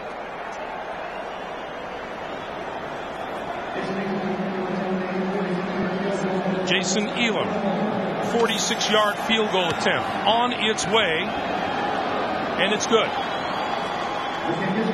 So this drive produces 3 for the Broncos. 5:20 to play in the third. 28-10 Vikes. 5 minutes, 20 seconds to play. Third quarter. Nice hat. You know what? That's par for the course in these parts. Yeah, that's a good look. I like it. Now I know what to get you for Christmas. Fan next to you gives you a little trouble. You just reach over and go him. In fact, I want that hat.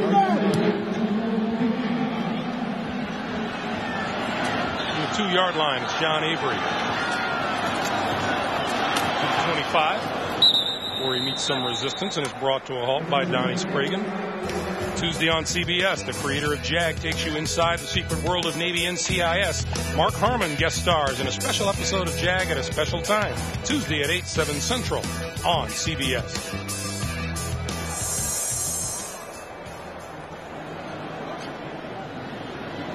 Minnesota Vikings, only team in the National Football League to put 20 or more points on the board in every game this season. They go back to work on offense from their own 25-yard line.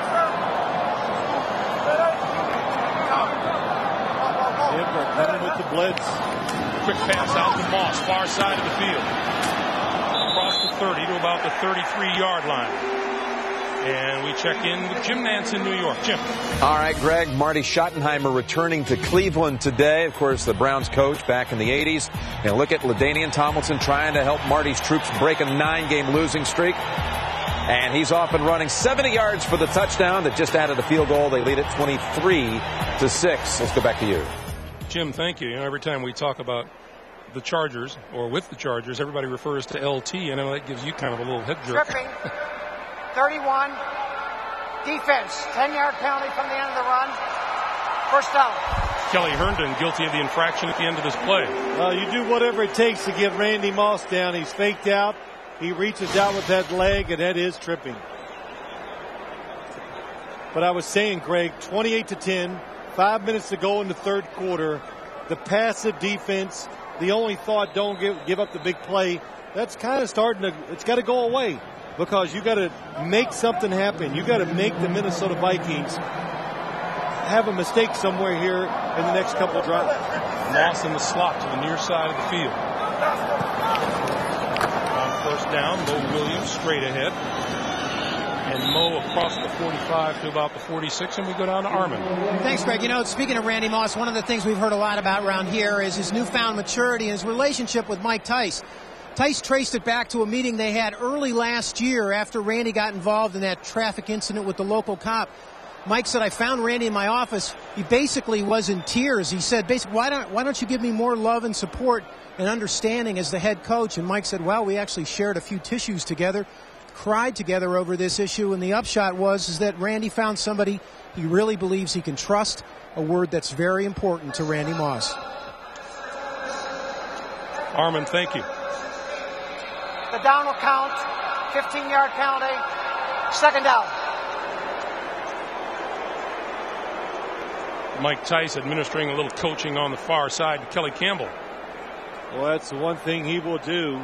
He gives these players a lot of affection and support, but he is not afraid to grab them, to call them out, to say things in the press, and he says, hey, they're professional athletes, they make a lot of money. They can be called out every once in a while.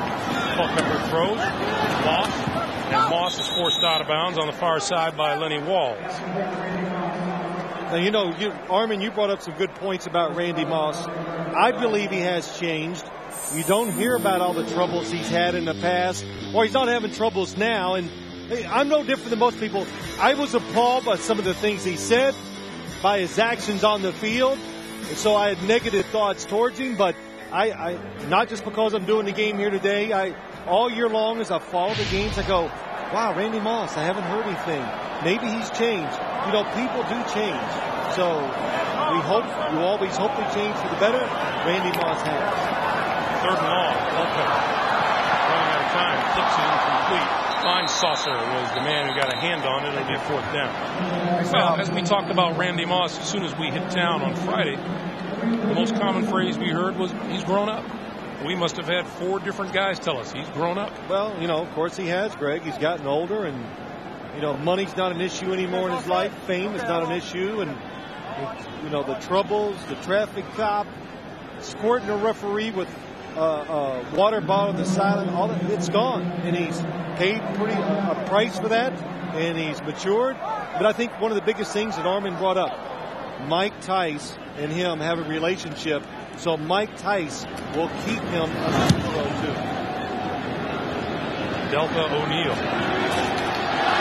lost the football. There's a marker down. Vikings cover the ball inside the 10, but this may be interfering with O'Neal's ability to catch the ball. Well, Denver did recover it. It's absolutely interference by number 29, Brian Williams. You must allow the returner the chance to make the catch.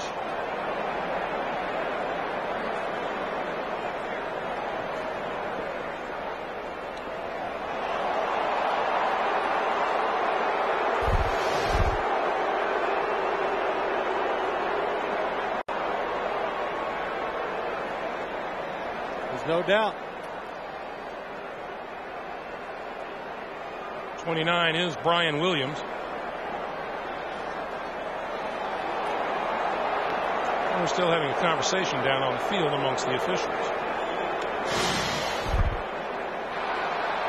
Fair catch interference, 29, defense, 15-yard penalty from the spot of the foul, 1st down. One other thing Mike Tice told us is he's not afraid to voice his opinion to the officials from the sidelines. Well, when you're 6'8", you can do a lot of things. All coaches like to voice their opinions, but, you know, just once, I'd like to see the crowd go, yay, that it was a good call on the field, and look at the scores at the bottom of your screen. Meanwhile, Mike Tice continues to do a little preaching, do a little barking on the sideline. No, it's barking.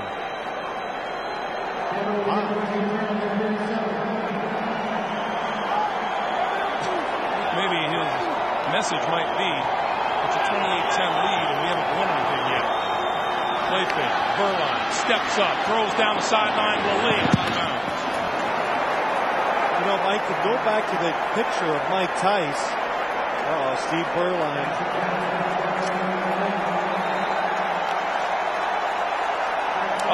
His small finger, his ring finger on his right hand. I think it's his ring finger, Greg. Not that it matters, but you can see it's definitely dislocated. Hits it on the defender coming in. It's Kevin Williams, the #1 draft pick.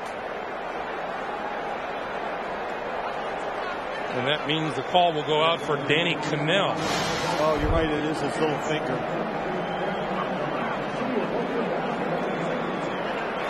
Meanwhile, Mike Tice is still working on his team on the sideline. Boy, you look at the Minnesota coach, you'd think the Vikings were down in this game.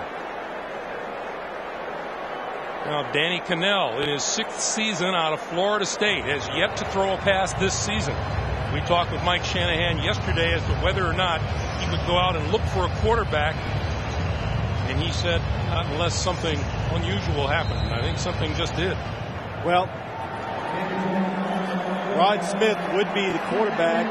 You hope it doesn't get to that. The third quarterback for the Denver Broncos. Danny Kanell just picked up, though, does have a strong arm to throw it deep down the field. Portis right up the middle, across midfield, into Minnesota territory to the 46-yard line. And he's going to be a little more mobile than Steve Beuerlein. Of course, he's not going to know the offense near as well. And, you know, Mike Shanahan talked about Danny Kanell to us last night, trying to imitate Dante Culpepper. He said he did a pretty good job. He can really throw it long and high, and who knows, it might come down to that kind of play for the Denver Broncos to get them going. Portis again. Nothing doing this time. May have even lost a little bit. It'll be 2nd and 11.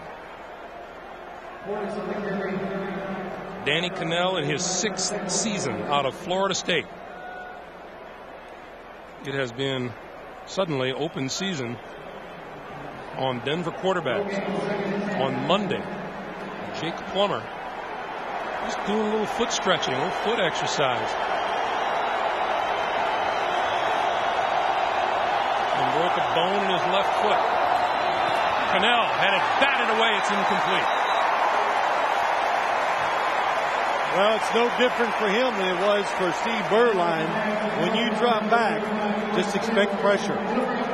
They are pushing the Denver Broncos offensive line backwards. They're retreating too much, trying to protect the quarterback. Dan Neal against Chris Claiborne. Chris Claiborne gets the penetration, knocks the pass down. Jake Plummer looking on from above 3rd and 11.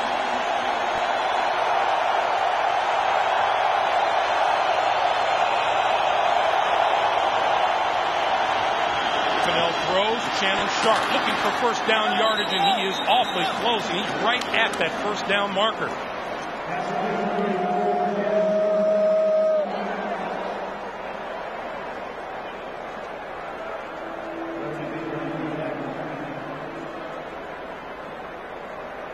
We're going to get a measurement.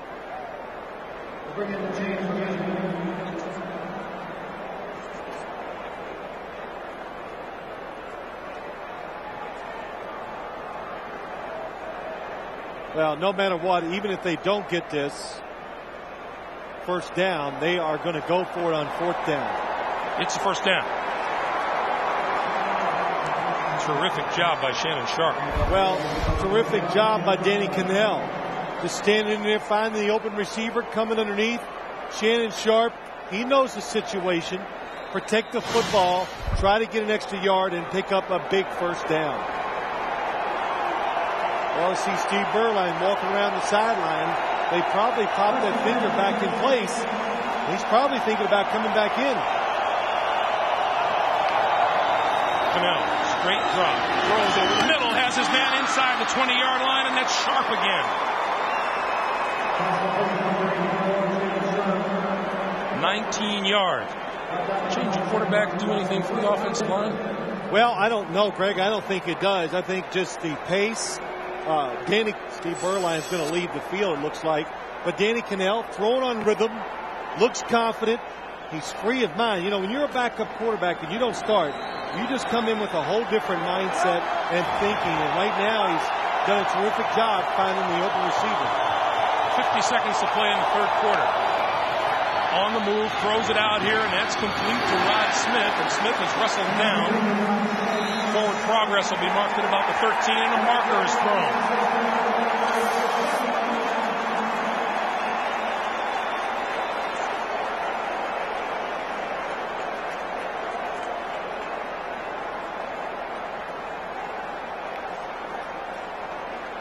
Show some discipline.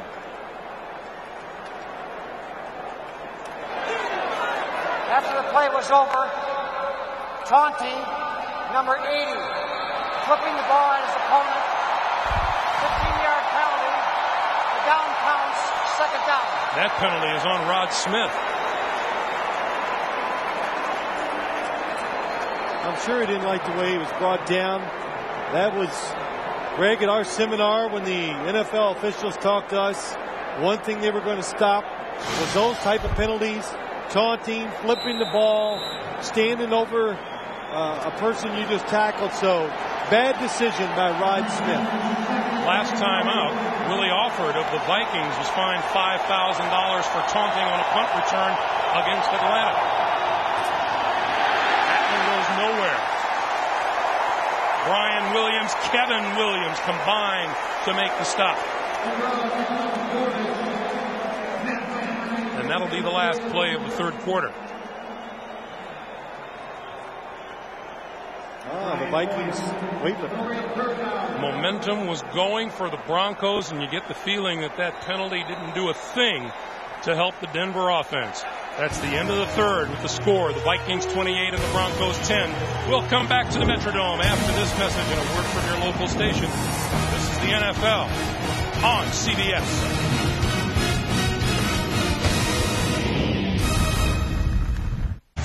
That's the challenge flag hanging out of the back of Mike Tyson's back pocket. Yeah, fill it up, please. Looks like a gas station attendant, doesn't even that rag hanging out of his pocket. But the Broncos, you do not want a negative play. Give yourself a chance to kick a field goal to get within 2 scores. Cannell throwing. Sharp holds on inside the 30 to about the 27-yard line. And that'll bring Jason Elam in the field goal unit on. Greg Biekert with the hit. Another hit on the quarterback. Kenny Mixon hits Danny Cannell, and that is one of the big problems for this offense today. They cannot protect the quarterback long enough. Ephraim Salaam goes aggressive, misses, and allows a hit on Danny Cannell. You call that a hit?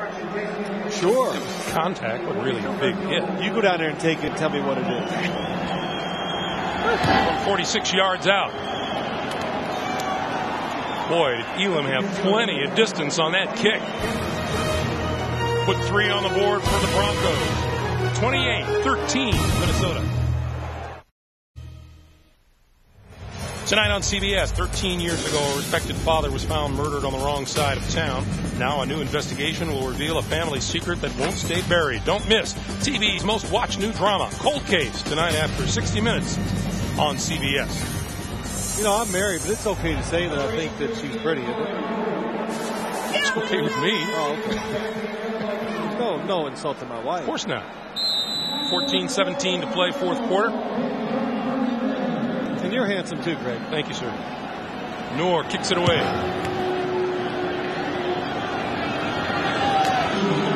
John Avery. 20, 25, 30. And busted forward to about the 32-yard line, and we go down to Armin Katayan. Armin. Thanks, Greg. Well, the update on Steve Beuerlein, who left the field a few minutes ago to get an X on that injured right hand. The problem is right on the top of the hand in that index finger, ring finger area. They taped together the ring finger and the small pinky finger. Steve threw one pass. He was obviously in pain, and that's when he left the field to go get those X-rays, Greg. All right, Armin, thank you. Danny Cannell on the sideline. Excellent job by Danny Cannell coming in and knowing where to go with the football. Culpepper and the Vikings now first down at the 32, and there is movement in the offensive line. Number 71, David Dixon. Well, Carter snap, false start, 71, offense, 5-yard penalty, first down. Now, we talked about big people on that front line, and David Dixon has to be among the biggest. And Armin Katayan was checking out the helmets down on the field and found that Mr. Dixon's is significantly larger than everybody else's down there. Oh, my gosh. We'll go to that in a second, Greg. With this offensive line, you saw it. Mike Tice was just berating them on the sideline. See how they react to it. Quick pass out to Randy Moss. Rather, Charles Stackhouse out of the backfield. And Stackhouse brought down at the 30. There's David Dixon, 6'5", 343 pounds. And that helmet looks a lot better on him than it did. Armin is wearing Bryant McKinney's helmet. Well, you know what? 8 5/8 is the size of that helmet, and we're just bringing it up because all the guys in the team were just having such laughs over the size of some of the heads of these offensive linemen. So Mo Williams goes nowhere. That one doesn't fit as well. It's a different look, but this Denver defense, they need a 3-play and out stop right here. And they've got the Minnesota Vikings in a really good situation, 3rd and 13. Now you have to keep Dante Culpepper in the pocket. Keep track of Randy Moss. He comes down to the near side of the field. Lenny Walls is with him.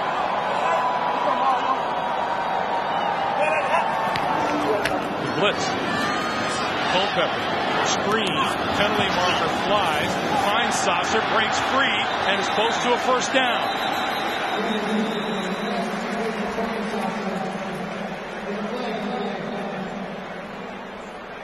And we have a player, Trevor Price, down at the 30-yard line. This is going to go against the Vikings. There were a couple holding penalties on the play. Good blitz for the Denver Broncos, trying to make something happen. And a safe call for the Minnesota Vikings. Holding, 78 offense, 10-yard penalty, 3-play 3rd down. That's center Matt Burke. Meanwhile, Trevor Price still being looked after at the 30.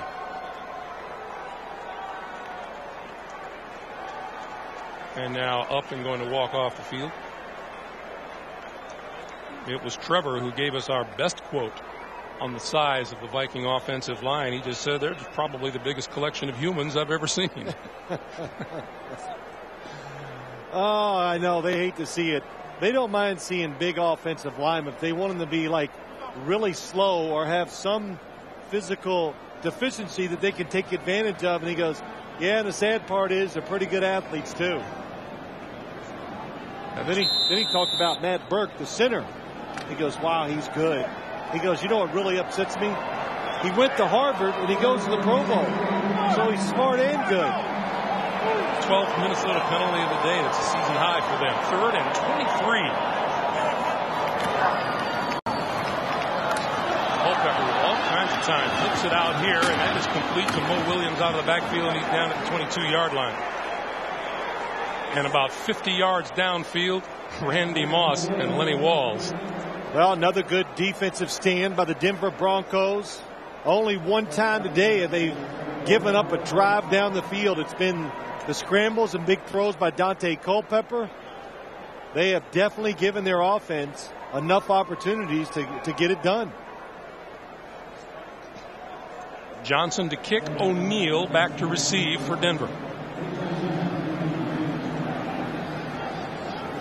11:38, 11:35 and counting now.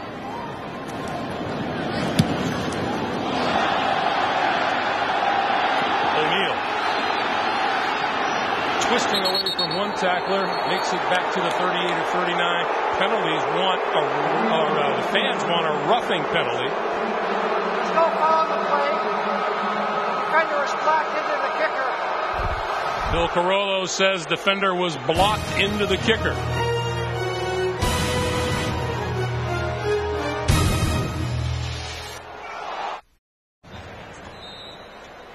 Good view of part of the Minneapolis Sculpture Gardens where Phil and I spent a lot of our spare time while in town.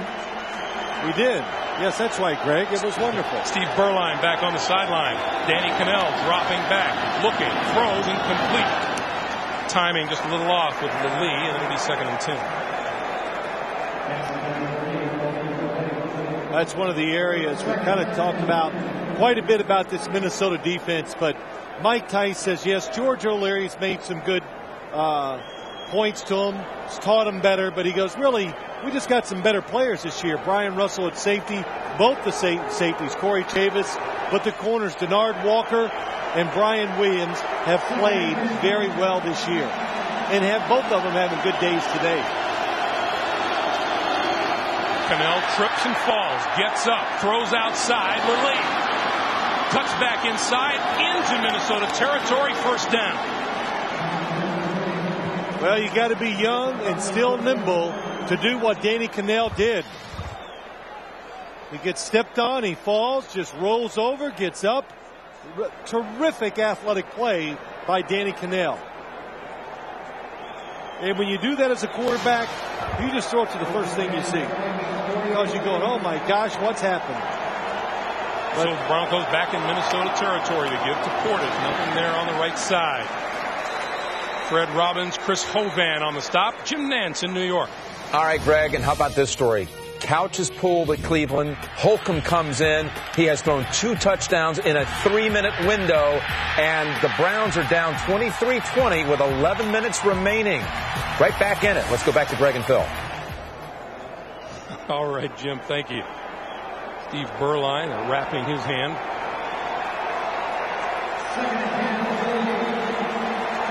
You see his numbers on the day. Kanell looking at a 2nd and 10. Quick pass, complete, sharp, 40, 35, 32-yard line. Denver has definitely got the momentum on their side. Both sides. Their defense did a good job, and now their offense has got it clicking. Shannon Sharp still on the turf as you take another look.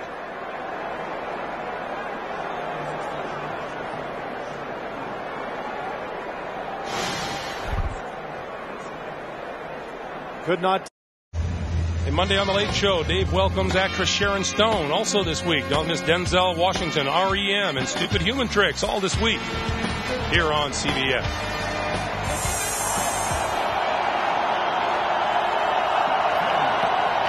Clinton Portis, right side, blockers in front of him, inside the 30, still on his feet, inside the 25.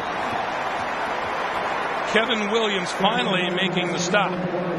Clock continues to move. Steve Berline, dislocated finger. He is finished for the day. You see that right hand wrapped. 9 for 19, 119 yards and 3 interceptions. And a day full of harassment for Steve here in Minnesota. Well, good mixture again by this Denver offense. Picking their spots well. When to run, when to throw. This would be a good spot to throw because you would expect Minnesota won't be rushing the passer. Second and 1, Kanell will throw. Has time. Throws far side, incomplete through behind Rod Smith. Really good idea by Danny Kanell. And you know why? But this time next week, he'll just stick this in there. He's trying to throw it behind Rod Smith. It's a double move. Well, that's a nice job, too. Shannon Sharp comes back off the sideline. Rod Smith just 2 catches for 13 yards today. 3rd and 1. Portis and Anderson in the backfield. To the 20-yard line, Portis gets a first down for the Broncos. Had me faked out. I'm looking for the reverse.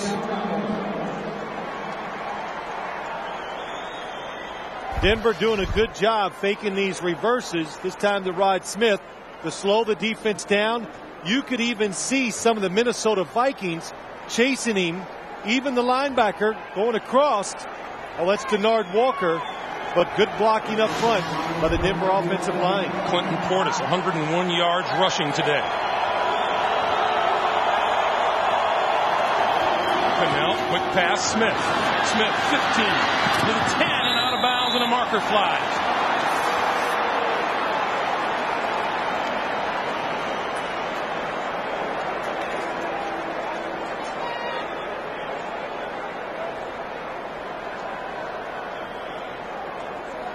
It's a face mask call going against the Vikings.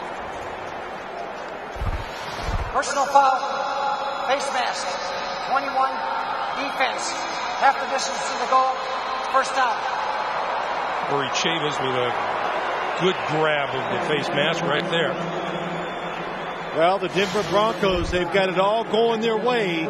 Can they take advantage of the emotion, the quiet crowd, the momentum's on their side?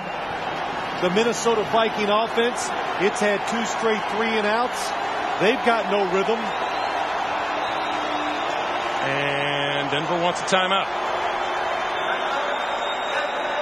Denver wants a timeout, stopping the clock with 8:07 to play on a 1st and goal. is that first half, call your timeouts. Second half, guard them with your life, and especially when you're behind. This could come back to haunt the Denver Broncos. Although, considering how little Danny Kanell sees action, you know no one wants to mess anything up here on 1st and goal down deep. You don't want to squander an opportunity. We might even see more of this than we usually do. Yeah, I understand, but you know what? It's still not an excuse. 1st and goal, just inside the 5-yard line. Portis hit hard at the line of scrimmage by Chris Claiborne, number 55. No gain. Excellent job, Chris Claiborne. It's like we said when George O'Leary says, when you know, you got to go. He diagnoses run right away, shoots up into the gap, number 55, and makes the hit in the backfield. Coming up on 7.5 to play. 2nd and goal.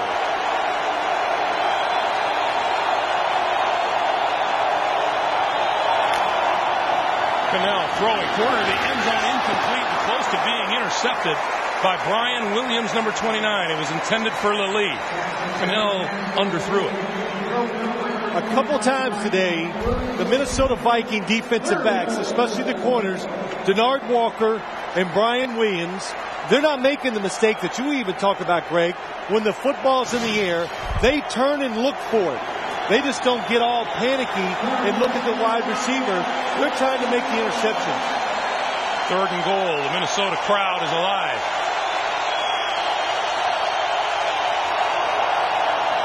Far corner. Popped into the air. Incomplete. Penalty marker flies. Adrian Medice being guarded by Denard Walker. And it's against the Vikings. You could see that from here. Too much fighting.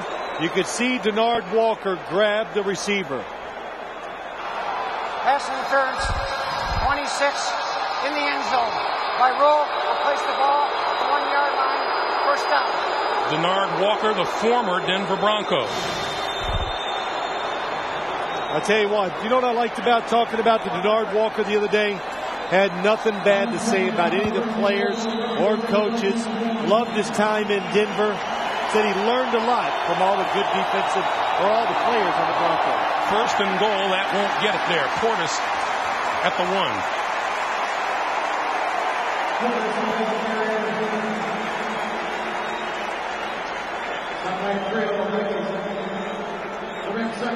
Corey Chavis comes hobbling off the field. He's replaced by number 24, Willie Offord.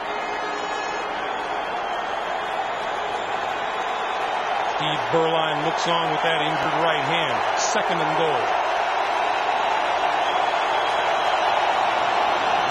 Kanell throws. Touchdown. Mike Anderson. Nice play, nice quick decision by Danny Kanell. Brian Russell's blitzing from the backside.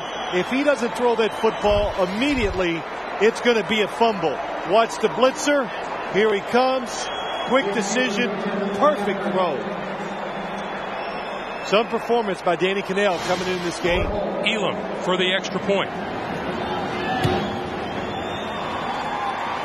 6:45 to play. Steve Berline looking on. Congratulations to Danny Kanell, and upstairs Jake Plummer likes what he sees. The Vikings lead is down to 8. 28-20 Minnesota. The NFL on CBS is sponsored by Old Navy Painter's Pants. They'll work for you. And by Bud Light, for the great taste that won't fill you up and never let you down. Make it a Bud Light. Vikings were once comfortably on top. The face on that fan reflects what the Denver Broncos have been able to accomplish. They've pulled back to within 8, 6:45 to play. Danny Kanell looking on. He is the man of the hour for the Broncos, who have registered 13 unanswered points. From the 9-yard line, Keenan Howery with blockers. 25, or rather the 20, and just across the 21-yard line. Chris Young with the stop.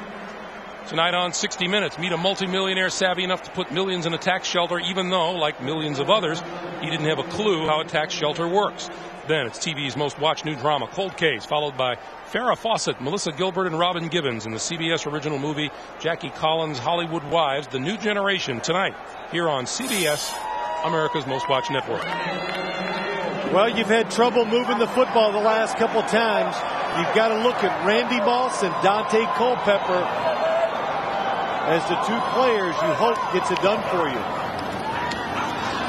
Culpepper throws. Randy Moss has it. 40. Midfield. 40-yard line of the Denver Broncos, and you saw some of that speed that just scares the daylights out of a defensive back. This is just somebody make a play, and that's what they do. The Denver Broncos, Lenny Walls covers it. There's nowhere to throw it. Culpepper pulls it down. Randy Moss takes off, and he throws the perfect strike. Look on the outside. Has him covered. He keeps moving, makes the throw, and another big play off of a broken play. Moss limped off the field. He's on the sideline. He has 10 catches for 151 yards today.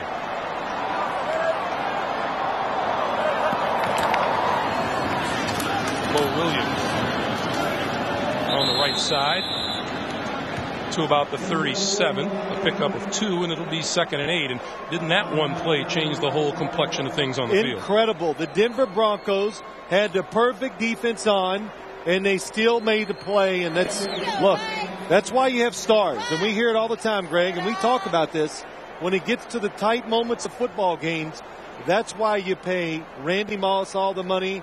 That's why you give Dante Culpepper all the money. They've got to come up big in the tight moments. They did right there. Moss is back on the field. He's to the top of the screen in the slot. 2nd and 8. Moss comes in motion this way. Mo Williams. Al Wilson with the stop.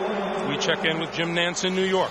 All right, down in Miami, they're going to overtime. The Patriots, though, were able to survive this just from second base area for the Marlins. It's the Dolphins' Mare kick block from 35 yards. Blocked by Seymour on to OT, and Miami's driving off the kick. Let's go. Back to you. All right, Jim, thank you. We were just talking about how those Dolphins are going to have to wait a little bit longer to put sod on that infield down at Pro Player Stadium. That's right. Big third down here. A field goal now would be about a 56 or a 57-yarder. A field goal would probably win the game for the Minnesota Vikings. 3rd and 9. Mo Williams. Williams hit as he crossed the 35-yard line by John Mobley and Lenny Walls.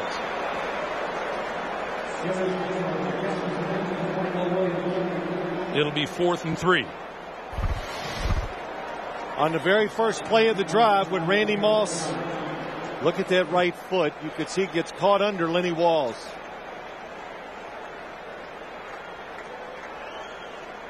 That was a big pickup for the Minnesota Vikings. It makes it a much easier field goal. Well, we're going to get a field goal attempt here. Minnesota's going to have to call a timeout with the play clock winding down. And they do. That's the Vikings' first timeout here in the second half. It stops the clock with 3:29 to play in the fourth. And right now, Aaron Elling, who has a long of about 46 this year, is looking at about a 50-yard field goal. And you know, you got to always take into account, Greg, when you see situations like this. It's inside. It makes a huge difference. The surface is cleaner. There's no resistance from the wind. So it's going to be around a 50-yarder, but if it was outdoors, you'd correlate it to about a 40-yarder. I think there's a good 10 yards difference. Aaron Elling is a first-year man out of Wyoming. Now there's an outfield. And that is a fan. Quite a collection up here. When the Vikings get it going on their side, the crowd is a huge factor. Mike Tice is going to take his field goal unit off the field. Culpepper, Randy Moss, Burleson, Mo Williams go back onto the field on a 4th and 3. Mike Tice didn't like the idea of giving them that field position. It could be field position. He could be bringing his offense back on to try to draw them off sides. Maybe that's it. Unless you don't have faith in your field goal kicker, I would have kicked the field goal because the Broncos still got to score a touchdown and a 2-point conversion. Looks like they're definitely going for it. Moss comes in motion. Culpepper rolling, throwing, deep. Campbell off his fingertips.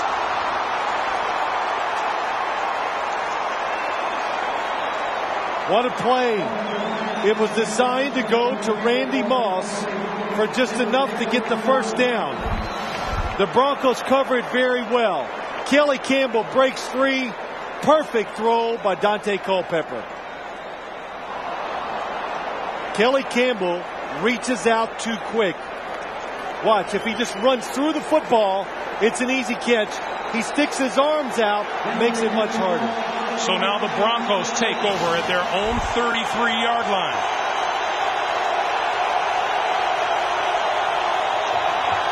Cannell to throw. Shannon Sharp. Sharp right at the first down marker on the far side of the field. Henri Crockett with the stop. Boy, Shannon Sharp limping too. And we're going to get a measurement here, stopping the clock with 3:06 to play.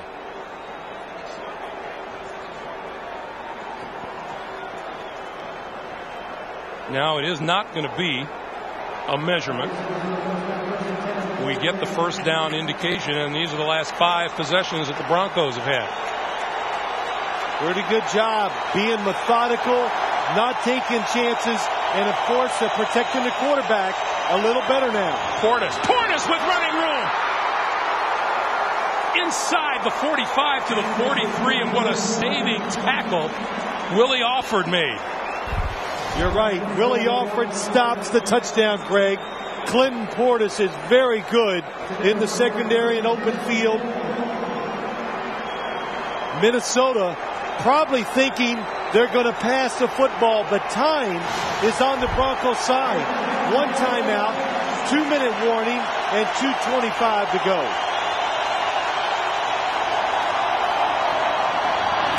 Cannell hits his man. That's Sharp at the 36-yard line. 2:10 to play in the second half. And they will let it wind down to the 2-minute warning. 2 minutes to play. 28-20 Vikings, Broncos driving. 2 minutes to play in the fourth quarter.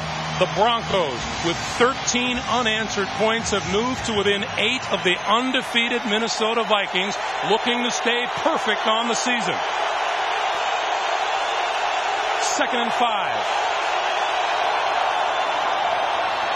Cannell to Portis out of the backfield, diving, and appears to have enough for a first down. Good play, good decision. And what else can you say about Danny Cannell? He has come into this game. He has been so calm, so smooth, and just look at the stats. It kind of tells the story. And he has not been sacked. 1.5 minutes to play. They pick up the blitz. He goes deep for Lally, incomplete at the goal line.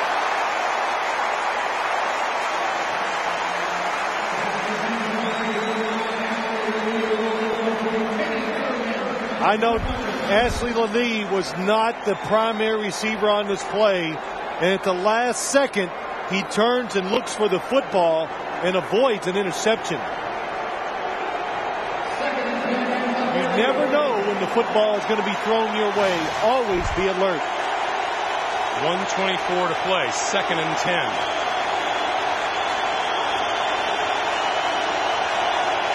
Don't forget, you can still run the football in a situation like this. Cannell flips it, and that's complete to Adrian Medice to the 25. Inside of 1:15 to play. You can even see Mike Shanahan telling everybody to calm down. They used their last timeout to think it over. 67 seconds to play. Well, it's 3rd and 5. There's so many things. I'm not even going to guess what they're going to do. You can still run the football because you have 2 downs. The Broncos are very good. Mike Shanahan's forte is formations, getting his players moving or whatever, giving them a chance to get an edge on the defense to make the play. So it's not going to be a question, can they find the play that works? They just got to listen and go, well, which one's got the best chance? You know, isn't it amazing? You see a guy like Danny Cannell, who for the better part of not only this season, but the last couple of years, his job has been to run the scout team in practice. Yeah, that's right. But I guarantee you, the last couple weeks, Steve Beuerlein's the starter. Danny Cannell has worked harder in practice, studying that playbook when he goes home at night, because you never know. When you're called upon, sometimes you only get one chance. This could be his chance, and so far, he's taken advantage of it. 3rd and 5.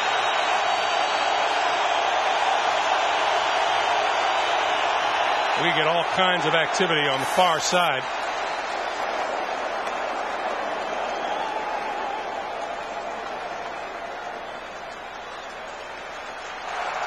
Ball start, 78. Matt Lepsis started too early. It'll be 3rd and 10.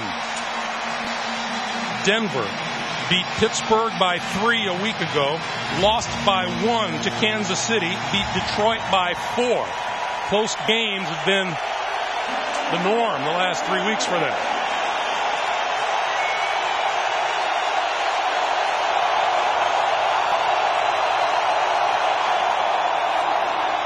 Running play gets nothing. Kevin Williams stopped it at the line of scrimmage. It'll be 4th and 10.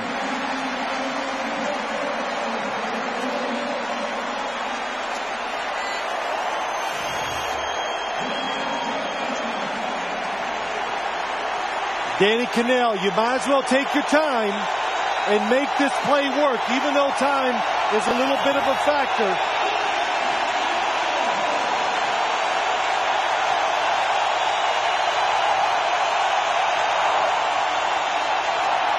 Cannell had it batted down at the line of scrimmage. Lance Johnstone.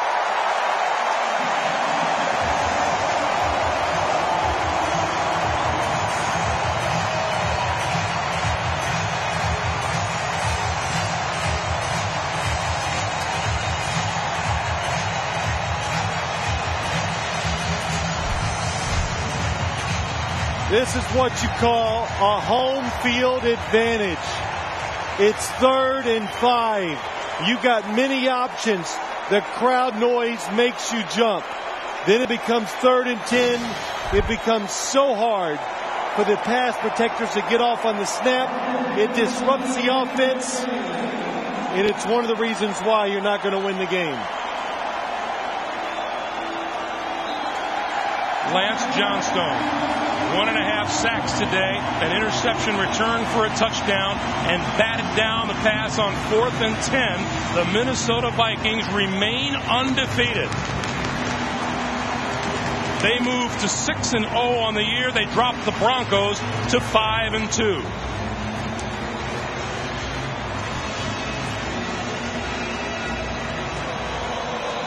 Minnesota jumped off to the early lead and withstood a Broncos comeback.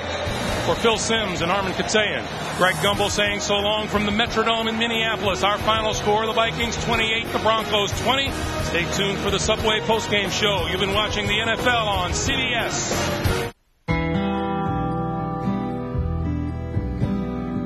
What can a toy store teach us about disciplined investing?